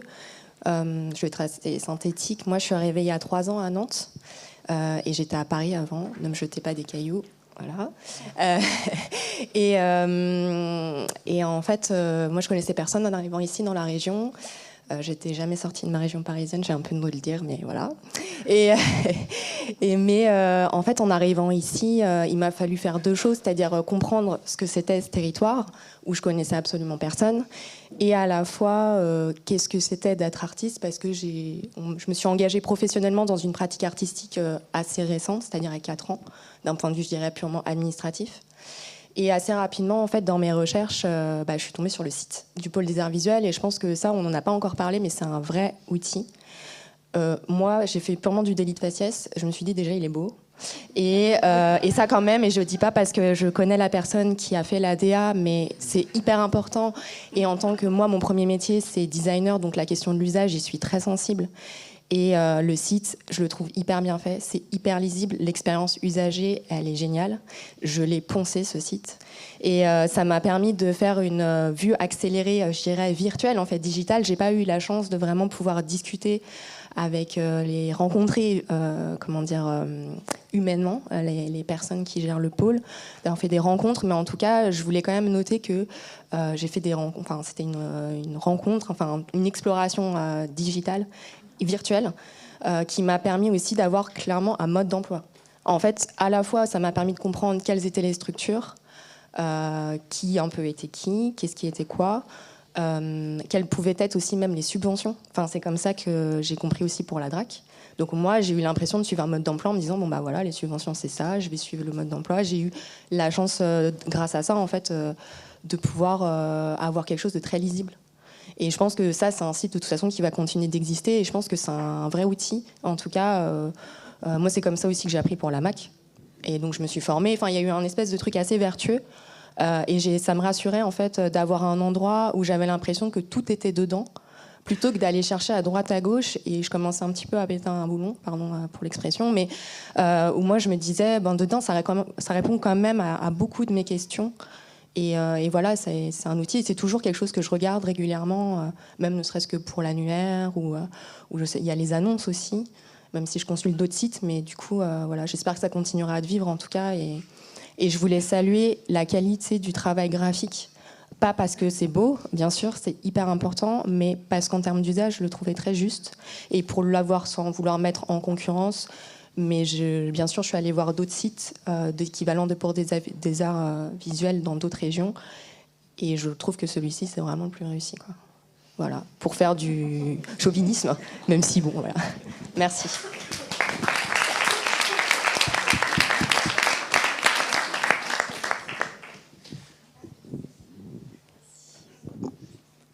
Merci. Nathalie. Ah bah, vous étiez à côté, désolée.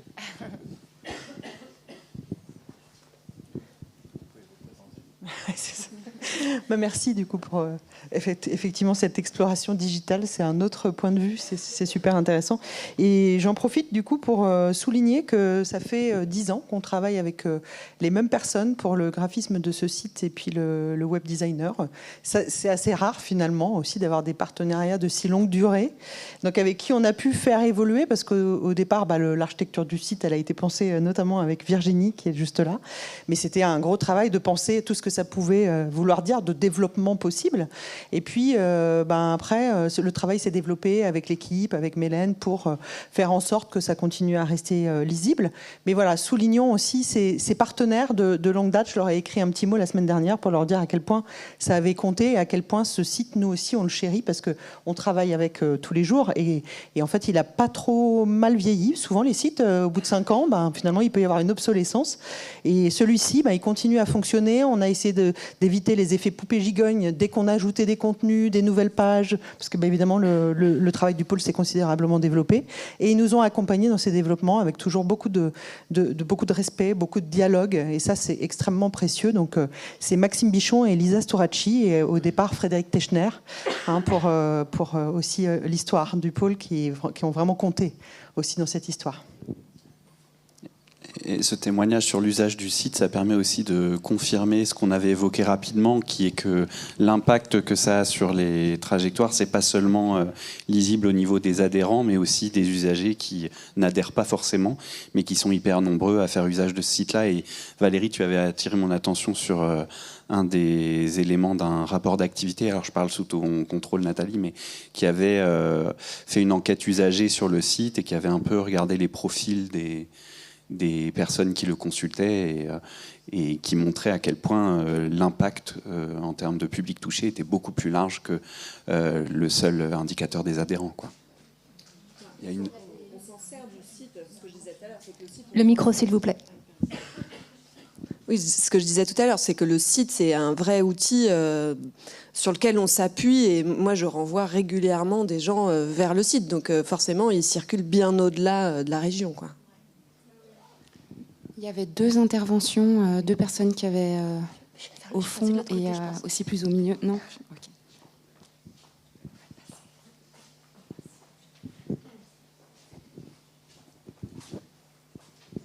Bonjour, je ne vais pas m'exprimer très longtemps. Je suis Aude Cartier, je dirige un centre d'art contemporain en région Île-de-France. Et je rebondis par rapport à tout ce qui a été dit.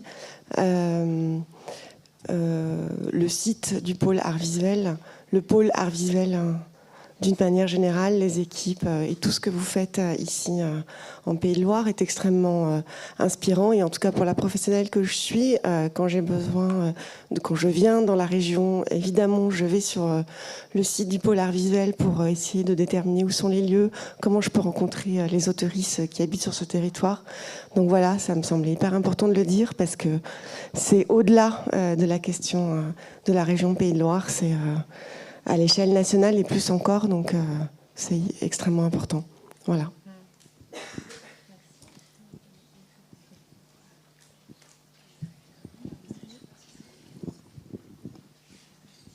Merci. Il y avait d'autres mains levées tout à l'heure. On a encore, allez, on va dire 10 minutes.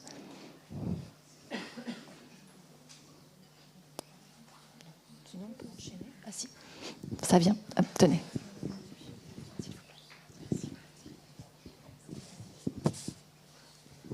Merci. Ce coup-ci, c'est une question, plutôt pas une expérience que je compte partager. Mais en fait, j'étais surpris de voir dans les statistiques du coup, que pendant le confinement, la crise du Covid, le nombre d'adhérents avait l'air d'augmenter. Enfin, logique, parce que plus ça continue, plus il y a de monde. Mais en fait, je me demandais, vous avez déjà traversé et survécu à la crise du Covid. Évidemment, c'est une crise différente là maintenant, mais c'était quoi votre expérience de la crise du Covid? Comment est-ce que ça s'est passé?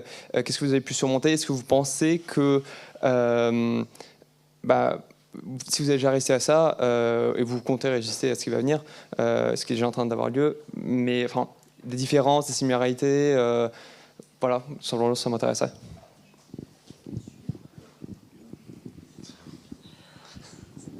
Enfin, malheureusement, la différence majeure, on la connaît, c'est que au période de Covid, l'équipe était là pour animer. Et c'est ça qui va tout changer. Et je pense que c'est ça qui est difficile, c'est qu'on a mis 10 ans à faire grossir cette équipe, à la construire, à construire un projet ensemble, mais avec l'appui aussi de professionnels. Et voilà, et on sait concrètement que même si on est de bonne volonté, on reste bénévole. Les artistes, ils sont déjà très précaires. On est, la pluriactivité. On est aussi dans un moment où, en tout cas, dans le Pays de la Loire, on est plutôt en train de se battre pour préserver nos structures, essayer de tenir. Donc, je ne sais pas comment on va mettre de l'énergie en plus en bénévole autour du pôle, quoi. Donc, c'est ça un peu la grosse inquiétude. C'est, si on n'est pas très, très nombreux, ça va être dur. On sait alors on a la chance là de pouvoir être accompagné par la Fondation de France pour peut-être imaginer aussi la suite. Mais ça va être un vrai défi sans salariés. Il va falloir. C'est comme s'il fallait qu'on réapprenne la manière dont on fonctionnait il y a 10 ans. Là, pour rien vous cacher, on est en panique pour l'AG de ce soir parce que l'équipe. C'est logique, elle n'est pas avec nous pour porter l'Assemblée générale, parce que il faut aussi qu'elle sait l'aménager. Et nous, l'organisation de l'AG, ça fait quand même pas mal d'années qu'on s'appuie sur l'équipe. Donc là, comment on fait pour les votes? Comment on fait pour... l'équipe a bien tout préparé avec nous, mais ça change tout en fait. C'est comme si on détricotait ce qu'on avait construit depuis 10 ans. Mais on renonce pas, mais c'est un très très très gros défi auquel on est confronté quand même. Et pour continuer sur ce que tu dis, Isabelle, ce qui est ressorti aussi de la journée qu'il y avait eu en février, il me semble, c'est qu'il va falloir faire des choix. C'est-à-dire qu'il y a des ressources qui existent, qui ne vont pas disparaître. Tous les documents qui ont été produits, le site internet, ça c'est là et on peut continuer à s'appuyer dessus. Par contre, il y a des forcément des choses dans les actions du pôle qui vont changer. Enfin, il va falloir recentrer et faire des choix dans ce qu'on va être capable de porter en tant que bénévole. Et encore une fois, il y a une AG ce soir, il y a des élections, il n'y a pas assez de monde encore. Mais bon, alors après, ça c'est quand même un truc du pôle, c'est que depuis 10 ans, à chaque élection, il y a le nombre de candidats pour le nombre de postes. Bon, c'est pas très démocratique. Alors, est-ce qu'on tire au sort ce soir ? Non ? mais en tout cas, il faut qu'il y ait du monde. Et ça fait super peur de s'engager dans une structure qui ne sera pas la même chose et qui ne pourra pas porter les mêmes choses, c'est évident. Mais on va avoir besoin de tout le monde quand même, quoi. Olive, tu veux dire quelque chose ? Non ? On fait beaucoup de pub pour l'AG, mais parce qu'on est hyper inquiet. Et en fait, des fois, ces dernières années, il y a des discours. Il y a des gens qui adhèrent, puis il y a des gens qui disent « Oh, mais non, le pôle, franchement, je suis pas convaincue, ça n'a pas trop avancé, que ça. » Mais en fait, il n'y a qu'en étant acteur qu'on fait bouger les choses.